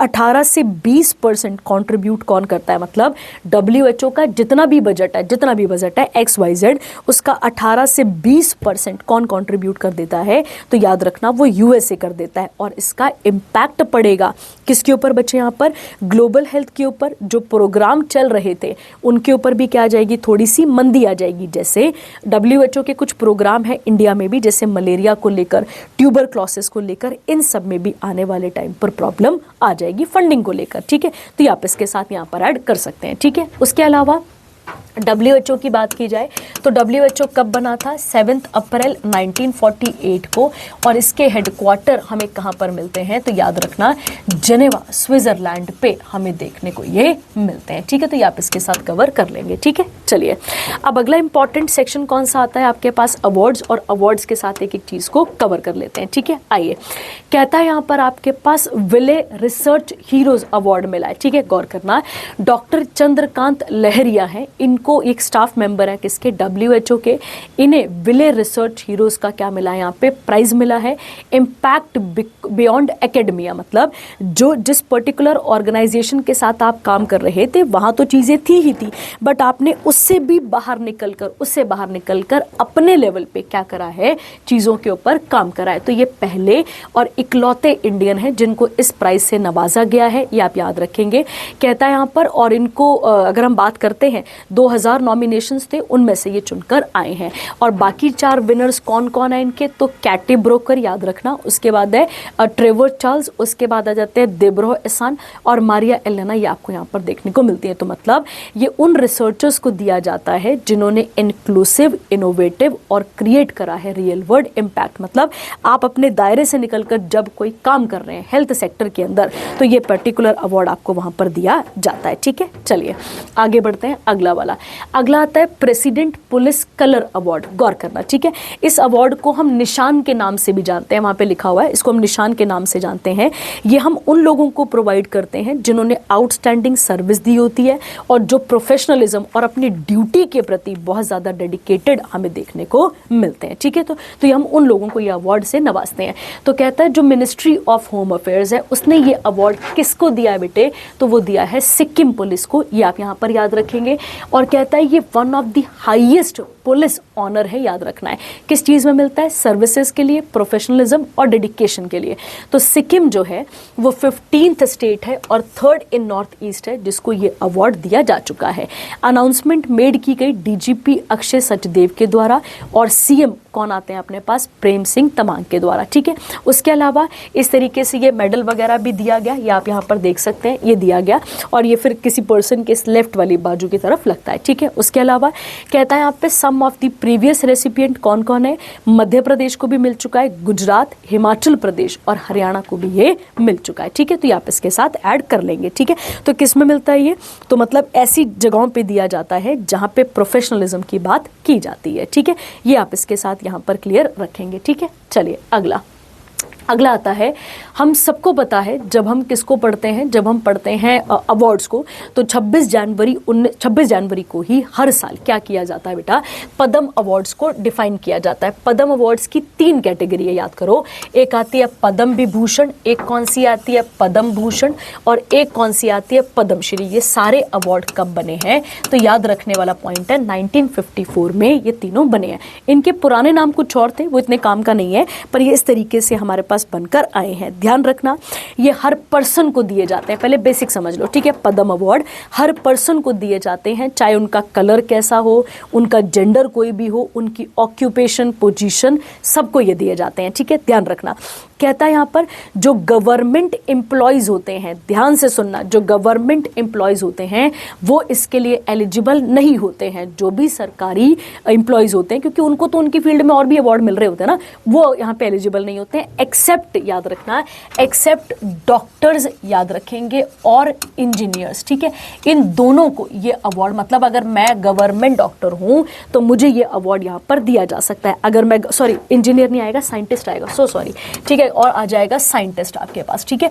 तो इनको ये अवार्ड यहाँ पर, मतलब पद्म अवार्ड, जो गवर्नमेंट साइंटिस्ट हैं और जैसे DRDO के अंदर काम कर रहे हैं, और जो गवर्नमेंट कौन आगे, डॉक्टर्स आगे, इनको ये अवार्ड दिया जा सकता है। तो आपके पंजाब ने शायद ये क्वेश्चन किसी पेपर में पूछा हुआ है, मैं गलत नहीं हूं तो 2024 के किसी पेपर में पूछा था ये, ठीक है, तो ध्यान रख लेना इसका।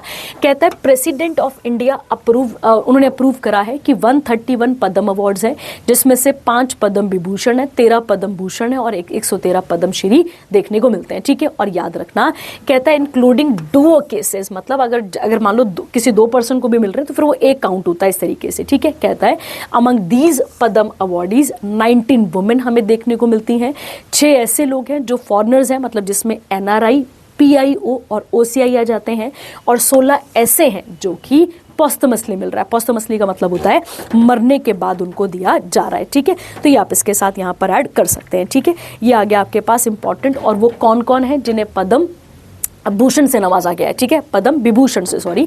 वो कौन आ जाएंगे, धर्मेंद्र, आप सबको पता है एक्टर थे।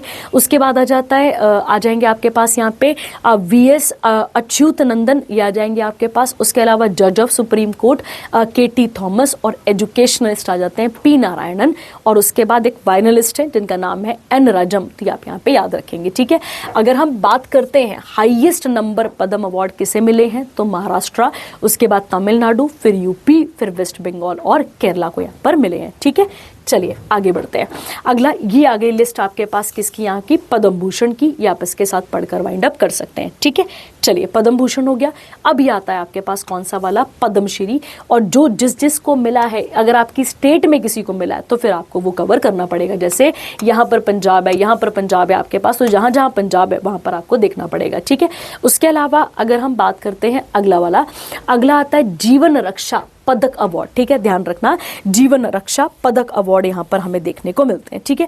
ये उन लोगों को दिया जाता है बेटा जिन्होंने अपना ना सोचकर किसके ऊपर गौर करा होगा, दूसरे पर्सन के जीवन को बचाने की कोशिश करी होगी, ठीक है। ध्यान रखना, ऐसा व्यक्ति जिसने अपने बारे में ना सोचकर सामने वाले की जान को बचाने की कोशिश करी होगी। तो कहता है president of India Droupadi Murmu ने इन अवार्ड को दिया। कहता है 30 इंडिविजुअल्स को दिया है। ध्यान रखना, कितनों को दिया है, 30 इंडिविजुअल्स को, उनके करेज और सेल्फलेस लाइफ सेविंग एक्ट्स के लिए। 3 कैटेगरीज में ये गए, सर्वोत्तम जीवन रक्षा पदक, उत्तम जीवन रक्षा पदक और जीवन रक्षा पदक, ये आप यहाँ पे याद रखेंगे। उसमें से 6 ऐसे भी हैं जिनको पोस्टमसली मिल रहा है, ठीक है। कहता है यहाँ पे जो जीवन रक्षा वाला ये कब बना था, 1961, to honour life saving act, जब आपने किसी का जीवन बचाया होगा करेज से, ठीक है। सर्वोत्तम जीवन रक्षा पदक, एक्सेप्शनल करेज की बात आ जाएगी। उत्तम जीवन के अंदर आ जाएगा courage in situation great danger, और जीवन रक्षा के अंदर आ जाएगा courage in circumstances of grave bodily injury, ठीक है। मतलब कुछ ज़्यादा चोट वोट लग गई तो फिर आप बचा पाए, ठीक है। इस तरीके से आप इसे कवर कर लेंगे। कहता है यहाँ पर इसमें एक मेडल मिलता है, उसके अलावा एक सर्टिफिकेट मिलता है। ये अवार्ड जो है वो किसे दिया जाता है, स्टेट और UT गवर्नमेंट और मिनिस्ट्री और डिपार्टमेंट, जिस अवार्डी को ये मिल रहा होता है। कहता है मेडल, सर्टिफिकेट एक मॉनिटरी अलाउंस है, ये ध्यान रखने पड़ेगा। 2 लाख सर्वोत्तम वालों के लिए, 1.5 लाख उत्तम और 1 लाख जीवन रक्षा वालों के लिए, ठीक है। चलिए अगला वाला, अगला आता है गैलेंट्री अवार्ड। अच्छा बेटा, अब एक चीज समझना, गैलेंट्री अवार्ड की हम जब भी बात करेंगे तो ये दो तरीके से आ जाते हैं, ठीक है, याद रखना है आपने। गैलेंट्री अवार्ड मैं यहाँ पे बना दूं आपके लिए छोटा सा, ये आपको यहाँ पर याद रखना पड़ेगा, ठीक है। गैलेंट्री अवार्ड जो होते हैं वो दो सेक्शंस में यहाँ पर क्या हो जाते हैं, आपके पास डिवाइड हो जाते हैं, ठीक है, ध्यान देना। एक आ जाएगा बेटा, एक आ जाते हैं गैलेंट्री अवार्ड जो कि कब मिलते हैं, वॉर टाइम के अंदर, और एक आ जाते हैं बेटा पीस टाइम के लिए, ठीक है। जैसे मतलब मान लो अभी कोई दंगे वंगे नहीं चल रहे हैं पर छोटी मोटी इंसर्जेंसी हो गई, ठीक है, तो इस पर्टिकुलर केस में आ जाएगा आपके पास पीस टाइम, और एक कौन सा आ जाता है, वॉर टाइम। वॉर टाइम के अंदर आता है परमवीर, महावीर और वीर चक्र। कौन कौन सा आ जाता है इसके अंदर, तो आप याद रखेंगे परमवीर आ जाएगा इसके अंदर, फिर इसके अंदर आ जाएगा महावीर, और एक आ जाता है आपके पास वीर चक्र। तो ये 3 चक्र आ जाते हैं, ठीक है। उसके अलावा पीस टाइम के अंदर अशोक आ जाएगा आपके पास, अशोक अवार्ड। उसके बाद कीर्ति आ जाएगा आपके पास, और इसके अलावा शौर्य इसके अंदर कवर किया जाता है, ठीक है। तो ये आपको पता होना चाहिए कौन सा पीस टाइम पे मिलता है और कौन सा वॉर टाइम पे मिलता है। तो पहले आप ये लिख लेंगे, है ना, ये इंपॉर्टेंट है आपके पास, फिर आप इसे समझ पाते हैं यहाँ पे क्लियर करके, ठीक है। चलिए, और ध्यान रखना ये गैलेंट्री अवार्ड साल में 2 बार दिए जाते हैं, ठीक है। 2 बार इनकी अनाउंसमेंट होती है, एक होती है रिपब्लिक डे वाले दिन जो कि अभी हुई होगी, ठीक है, और एक कब होती है, इंडिपेंडेंस डे वाले दिन, ठीक है। ये आप यहाँ पर याद रखेंगे, ठीक है। कहता है जो प्रेसिडेंट ऑफ इंडिया है द्रौपदी मुर्मू, उन्होंने गैलेंट्री अवार्ड कितने लोगों को देना है यहाँ पे, 70 आर्म्ड फोर्सेस और सीएपीएफ, जिसमें 6 पॉस्टमस ऑनर्स है, मतलब मरने के बाद उनको दिया जा रहा है, ठीक है। कहता है this award include 17 peace time. अब कुछ याद आ रहा है, पीस टाइम मैंने अभी बोला था, जिसमें अशोक, कीर्ति और शौर्य चक्र हमें देखने को मिलता है। उसके बाद आता है आपके पास, उसके अलावा कहता है यहाँ पे, उसके अलावा सेना मेडल 44 सेना मेडल आ जाएंगे, फिर नौसेना आ जाएंगे, वायुसेना मेडल भी यहाँ पर आ जाते हैं। उसके अलावा कहता है जो ग्रुप कैप्टन है शुभांशु शुक्ला, याद होगा आपको, एक मिशन के लिए ये गए थे, ठीक है। उस मिशन का नाम क्या, ये कहाँ पर गए थे, ये गए थे इंटरनेशनल स्पेस स्टेशन पे, याद करो, इंटरनेशनल स्पेस स्टेशन आप ऐसा कह सकते हैं, पृथ्वी के ऑर्बिट, मतलब आप ऐसे समझ लो ये एक अंतरिक्ष और स्पेस में एक ऐसी जगह है, ये हमारे अंतरिक्ष आईएसएस क्या है, एक अंतरिक्ष और स्पेस में एक ऐसी जगह है जहां ह्यूमन रह सकता है, जहां इंसान रह सकता है, और स्पेस के सारे फिनोमिना को क्या कर सकता है, पढ़ सकता है। और ध्यान रखना, अगर ये पृथ्वी है, अगर ये पृथ्वी है तो इससे 400 किलोमीटर ऊपर ये स्टेशन पर्टिकुलरली बनाया गया है ताकि स्पेस की और डिटेल में स्टडी की जा सके, ठीक है। तो ये आईएसएस में गए थे, ये आप याद रखेंगे, और इन्हें अशोक चक्र दिया गया है, highest peace time gallantry award के तौर पे इसको देखा जा रहा है, ठीक है। अगला कहता है, इसके बाद का अगला कहता है Shukla became the only second Indian, Rakesh Sharma के अलावा जो किसका पार्ट बने थे, एक्सियम 4 का मिशन, यहाँ पर 4 मिशन जो था उसके लिए वहां पर गए थे, ठीक है, आईएसएस के में ही गए थे इस मिशन के अंदर। उसके बाद कीर्ति चक्र की बात करते हैं यहाँ पे, ये second highest peace time gallantry award आता है। मेजर अर्शदीप, ये तो आप नाम पढ़ लेंगे किस किस को मिला है, यहाँ पे एक नाम देखो, कहता है कैप्टन प्रशांत बालकृष्ण नायर, ये 4 एस्ट्रोनॉट में से कहां पर गए थे, ट्रेनिंग में, यहाँ पर तो आप याद रखेंगे गगनयान मिशन के लिए। वैसे तो गगनयान मिशन कब का है, तो आप याद रखेंगे गगनयान मिशन हमारे पास 2027 का हमें यहाँ पर देखने को मिलता है, याद रखना है, मतलब ये 2027 में अपने पास क्या बनेगा, जिसमें हमारे एस्ट्रोनॉट्स जाएंगे, ठीक है, ये आप यहाँ पे याद रखेंगे। उसके बाद शौर्य चक्र किस किस को मिला है, तो आप देख लेंगे 2 वुमेन ऑफिसर्स हैं। और उसके बाद apart from the gallantry award, उसके अलावा 301 मिलिट्री डेकोरेशंस भी दिए गए हैं किसको, आर्म्ड फोर्सेस और अदर पर्सनल्स को। इसके अंदर 30 परम वशिष्ठ सेवा मेडल आते हैं, उत्तम भी आते हैं, और उसके बाद अति वशिष्ठ सेवा मेडल्स भी आते हैं, ठीक है। तो इतना डेप्थ में तो नहीं याद करना पड़ेगा, पर आपको कवर तो इसको करना ही पड़ेगा आपको इसके बारे में, ठीक है। अगला आता है 2026 के गैलेंट्री और डिस्टिंग्विश्ड, मतलब इस तरीके से कह सकते हैं अलग से कोई अवार्ड भी यहाँ पर डिस्ट्रीब्यूट किए जाएंगे, ठीक है। चलिए अगला वाला शुरू करेंगे इसके बाद का। अगला आता है प्रेसिडेंट ऑफ द्रौपदी मुर्मू ने 2026 के गैलेंट्री, अब गौर करना ये डिस्टिंग्विश्ड सर्विसेज हैं, वो वाली कौन सी थी आपके पास वहां पे, वो गैलेंट्री अवार्ड थे जिसमें आपने पढ़ा अशोक चक्र वगैरह वगैरह, वो अलग थे, ठीक है। कहता है यहाँ पे इसको किसको देना है, यहाँ पे इंडियन कोस्ट गार्ड को 77th रिपब्लिक डे पे। क्योंकि अगर हम बात करते हैं जो इंडियन कोस्ट गार्ड के पर्सोनल्स होते हैं, उनके करेज, उनके प्रोफेशनलिज्म, उनके डेडिकेशन के लिए कहाँ पर मैरी टाइम बॉर्डर, जब भी हम मैरीटाइम बॉर्डर बोलते हैं तो इस तरीके से आप इस पर्टिकुलर एरिया को समझ सकते हैं, ठीक है। आगे कहता है ये भी किस किस को मिला यहाँ पे, तो ये आप इसके साथ पढ़कर वाइंड अप कर सकते हैं, क्योंकि ये अंडरलाइन करने वाला डेटा है। आपके पास शीट होगी, शीट के साथ बस अंडरलाइन करके वाइंड अप कर लेंगे, ठीक है। उसके बाद आता है उत्तम वाला आ जाएगा आपके पास, ठीक है। अब ये किस किस को मिला बेटा, ये आप इसके साथ देख लेंगे, इसमें ज़्यादा कुछ है नहीं, ये नाम पढ़ने, ये आप अंडरलाइन करके खत्म कर लेंगे, ठीक है। चलिए अगला पॉइंट, अगला आता है 77th Republic day parade award. हम सबको पता है बहुत सारी जो स्टेट्स हैं वो क्या करती हैं, पार्टिसिपेट करती हैं, और उसके बाद उन्हें क्या दिया जाता है, अवार्ड से नवाजा जाता है। तो कहता है यहाँ पे मिनिस्ट्री ऑफ डिफेंस ने अनाउंस करा है बेस्ट मार्चिंग कंटिजेंट और बेस्ट टेब्यूले का अवार्ड किस किस को मिल रहा है यहाँ पर, तो गौर करना। बेस्ट मार्चिंग का अवार्ड मिला है किससे बेटा, यहाँ पर इंडियन नेवी को, ध्यान रखना यहाँ पे। और महाराष्ट्र जो है वो बेस्ट टेब्यूले में जाता है, क्योंकि क्या करा था उन्होंने, गणेश महोत्सव। और जब भी हम गणेश महोत्सव की बात करते हैं तो यहाँ पे बाल गंगाधर तिलक की छवि आ जाती है, ठीक है, क्योंकि उन्होंने कहीं ना कहीं इस महोत्सव को स्टार्ट करा था।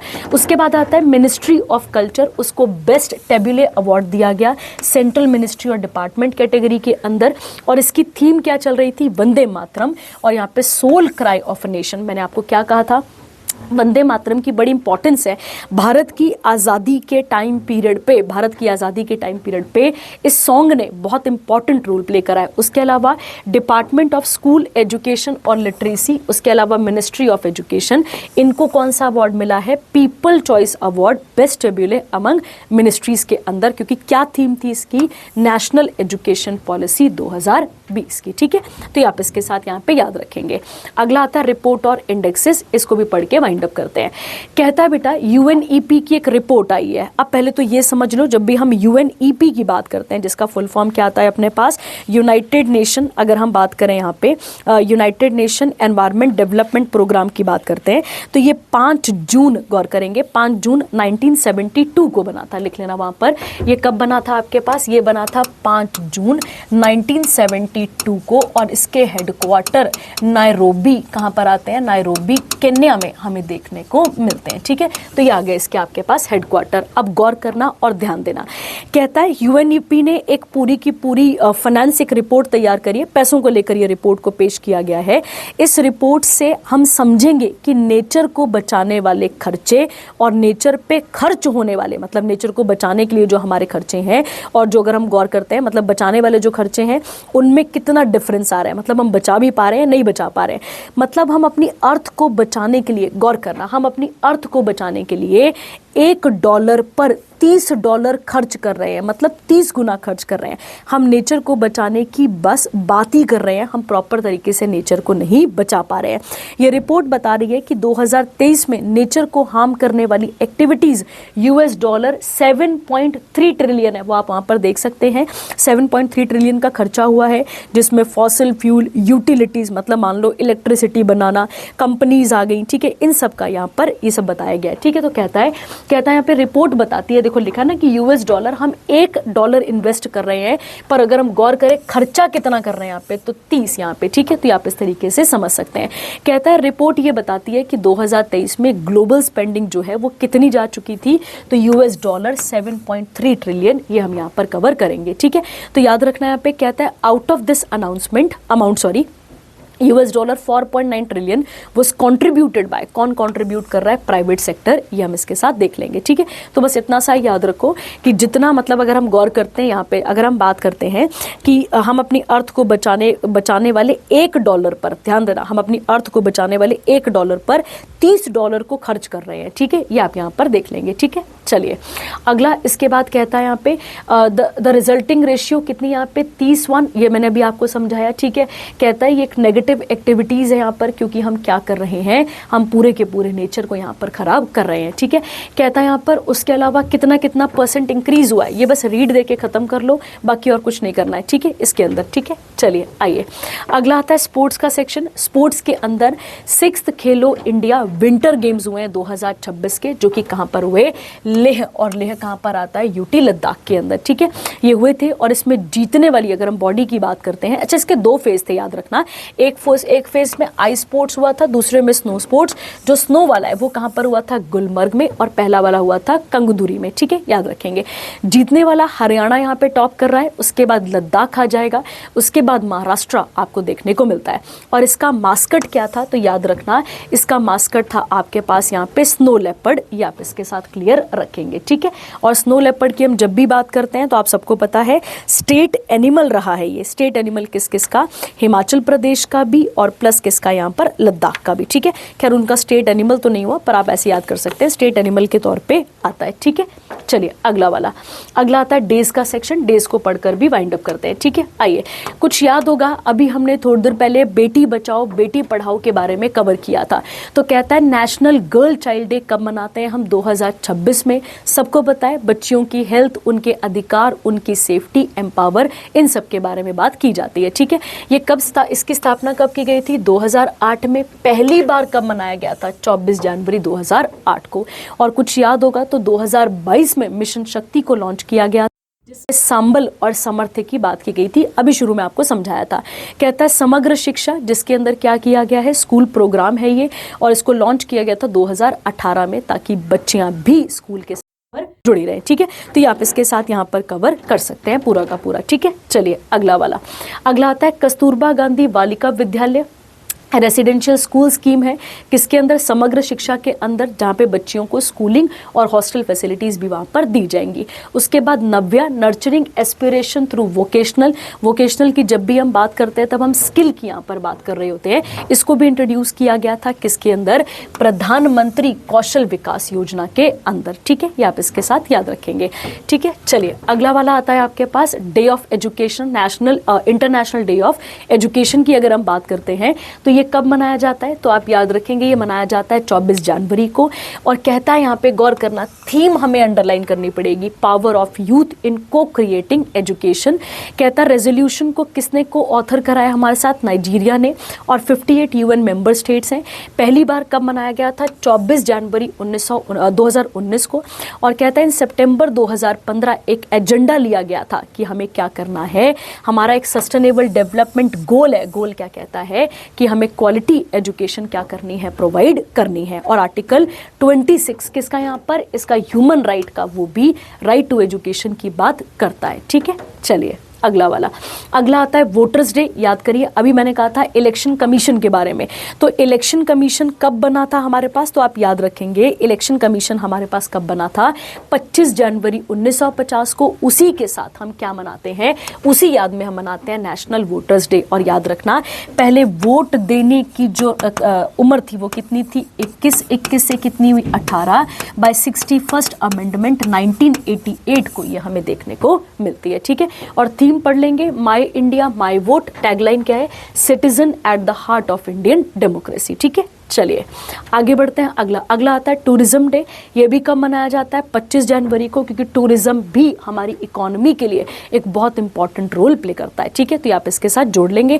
और कहता है यहाँ पे ये वर्ल्ड टूरिज्म डे, अब ये कौन सा है, नेशनल 25 जनवरी को। और गौर करना जो इंटरनेशनल वाला है वो कब मनाते हैं, 27 सितंबर को मनाते हैं। ठीक है, और कौन है अभी टूरिज्म मिनिस्टर, गजेंद्र सिंह शेखावत हमारे यहाँ पर मिनिस्टर आते हैं। ठीक है, चलिए अगला आता है क्लीन एनर्जी। क्लीन एनर्जी की जब भी बात होगी तो सस्टेनेबल डेवलपमेंट गोल नंबर 7 आ जाएगा। ठीक है, क्लीन एनर्जी से आप समझते हैं कि हमें क्या करना है, यहाँ पे प्रदूषण फ्री इन सब चीज़ों को यहाँ पर इंट्रोड्यूस करना है। ठीक है, चलिए आगे इसके बाद का अगला वाला कस्टम्स डे, जो टैक्स कहते हैं, आप टैक्स कहते हैं, कस्टम्स ड्यूटी होती है, ड्यूटीज़ होती है एक तरीके से। ये 26 जनवरी को मनाया जाता है। क्यों, यहाँ पर जो कस्टम एडमिनिस्ट्रेशन है, उनके ऑफिशियल, उनकी सिक्योरिटी, इन सब चीज़ों में, मतलब ऐसे लोग जिन्होंने ट्रेड की जो कंप्लेंट्स थी, आपने भी एक सीरीज़ देखी होगी यार तस्करी करके, वो देख सकते हैं, कस्टम और स्मगलिंग को यहाँ पर कंट्रोल करने के लिए। ठीक है, तो कहता है जनवरी 26 2026 को 73rd मतलब इनकी एनिवर्सरी थी यहाँ पर, 73 years since the first meeting of the custom corporation. इस तरीके से आप इसे देख सकते हैं। और इसकी थीम थी customs protecting society through vigilance and commitment. ठीक है, ये आप इसके साथ अंडरलाइन कर लेंगे। चलिए और बाकी इसके साथ कवर करने की इतनी ज़रूरत नहीं है। हॉलोकॉस्ट आप सबको पता है, ऐसे दिन जो कि बहुत ही डरावने रहे हों, और ये वो टाइम पीरियड है जब नाजियों ने कहाँ पर अटैक कर दिया था, तो आप सबको पता होना चाहिए, इस सोवियत वाले एरिया पे अटैक करा था, तो उसके खिलाफ ये दिन यहाँ पर सेलिब्रेट किया जाता है। ठीक है, थीम देख लेंगे इसकी और इसे ख़त्म करेंगे। ठीक है, चलिए आगे अगला वाला। अगला आता है शहीद और मार्टियर। महात्मा गांधी की डेथ जो हुई थी जब उन्हें नथुराम गोडसे ने गोली मारी है, उस टाइम पीरियड को हम क्या मनाते हैं, उस दिन हम मनाते हैं आपके पास यहाँ पे मार्टियर डे। ठीक है, खैर मार्टियर डे एक और आते हैं अपने पास मार्च वाला भी, जिसमें भगत सिंह, सुखदेव और राजगुरु की शहीदी भी हम यहाँ पर सेलिब्रेट करते हैं। ठीक है, चलिए आगे बढ़ेंगे। अगला आता है इनकी ऑटोबायोग्राफी, सब कवर हो चुका है, पहले भी मैं करंट अफेयर में कवर कर चुकी हूँ। लास्ट आता है ऑबिचरीज, और ऑबिचरीज को पढ़कर वाइंड अप करते हैं। एक जर्नलिस्ट थे हमारे पास जिनका नाम क्या आता है, मार्क ट्यूली। ठीक है, इनकी डेथ हो चुकी है। बीबीसी जो कि British broadcasting corporation voice of India है, ये वहाँ पर एक जर्नलिस्ट थे। ठीक है, इंडिया के बिहाफ पे कह सकते हैं यहाँ पर। इनका जन्म कहाँ पर हुआ था, तो आप याद रखेंगे कलकत्ता में हुआ था, वेस्ट बंगाल में, और उस समय किसका पार्ट था, ये ब्रिटिशर्स का। उसके अलावा इन्हें पद्मश्री, पद्म भूषण भी दिया गया है, और ये बीबीसी ऑफ, मतलब अगर बात करें तो ब्यूरो चीफ भी रहे हैं किसके, इंडिया के लिए। ठीक है, बस इतना सा याद रखना पड़ेगा, किस फील्ड के थे याद रखना पड़ेगा। और इनकी एक बहुत इंपॉर्टेंट किताबें आती हैं, जैसे no full stops in India, India in slow motion, the heart of India, और इसके अलावा अंग्रेजों ने इन्हें ऑनर दे रखा है किसका, नाइटहुड का। ठीक है, नाइटेड लिखा है ना वहाँ पे, ये टाइटल दिया था। चलिए अगला वाला, बीसीसीआई प्रेसिडेंट आईएस बिंद्रा की क्या हो चुकी है, यहाँ पे डेथ हो चुकी है, और कहता है ये president of Punjab cricket association भी थे, और उसके अलावा इन्होंने बीसीसीआई को भी क्या करा था, हेड करा था, और अब इनकी क्या हो चुकी है, यहाँ पे डेथ हो चुकी है। ठीक है, आप मुझे बताएंगे बीसीसीआई कब बना था और इसके हेडक्वार्टर कहाँ पर है, आप बताएंगे। ठीक है, चलिए आगे अगला वाला। अगला आता है अजीत पवार। आप सबको पता है प्लेन क्रैश में इनकी क्या हो चुकी है, यहाँ पे डेथ हो चुकी है। एक मतलब प्लेन क्रैश हुआ है पूरा का पूरा, जिसमें इनकी डेथ होगी, और इनके साथ और भी लोग थे, 2 पायलट भी थे, पर्सनल सिक्योरिटी गार्ड्स भी थे, उनकी भी यहाँ पर डेथ हो चुकी है। तो या तो हमें यहाँ पे जेट का नाम एक बार देखना पड़ेगा। ठीक है, और कहाँ पर हुई है, बारामती एयरपोर्ट, पुणे महाराष्ट्र में हमें देखने को मिलती है। ठीक है, कहता है ये he was elected as a MP to the लोक सभा फ्रॉम बारामती महाराष्ट्र 1991, और उसके बाद ये क्या बने थे, एनसीपी इनकी पार्टी है, उसके साथ यहाँ पर पार्टिसिपेट कर रहे थे। ठीक है, और याद रखना ये कौन थे वहाँ पर, डेप्यूटी सीएम। और एक बात याद रखना, डेप्यूटी सीएम नाम की कोई भी पोस्ट हमारे कॉन्स्टिट्यूशन के अंदर एग्जिस्ट नहीं करती है। ठीक है, चलिए आगे बढ़ते हैं। इसके बाद का अगला आता है आपके पास, और उसके अलावा लॉन्गेस्ट सर्विंग डेप्यूटी सीएम रहे हैं कहाँ के, महाराष्ट्र के, या आप इसके साथ कवर कर सकते हैं। ठीक है, चलिए आई होप आपको यहाँ तक समझ में आया होगा। जो भी आपको डाउट रहेगा वो आप पूछ सकते हैं। Thank you, have a nice day.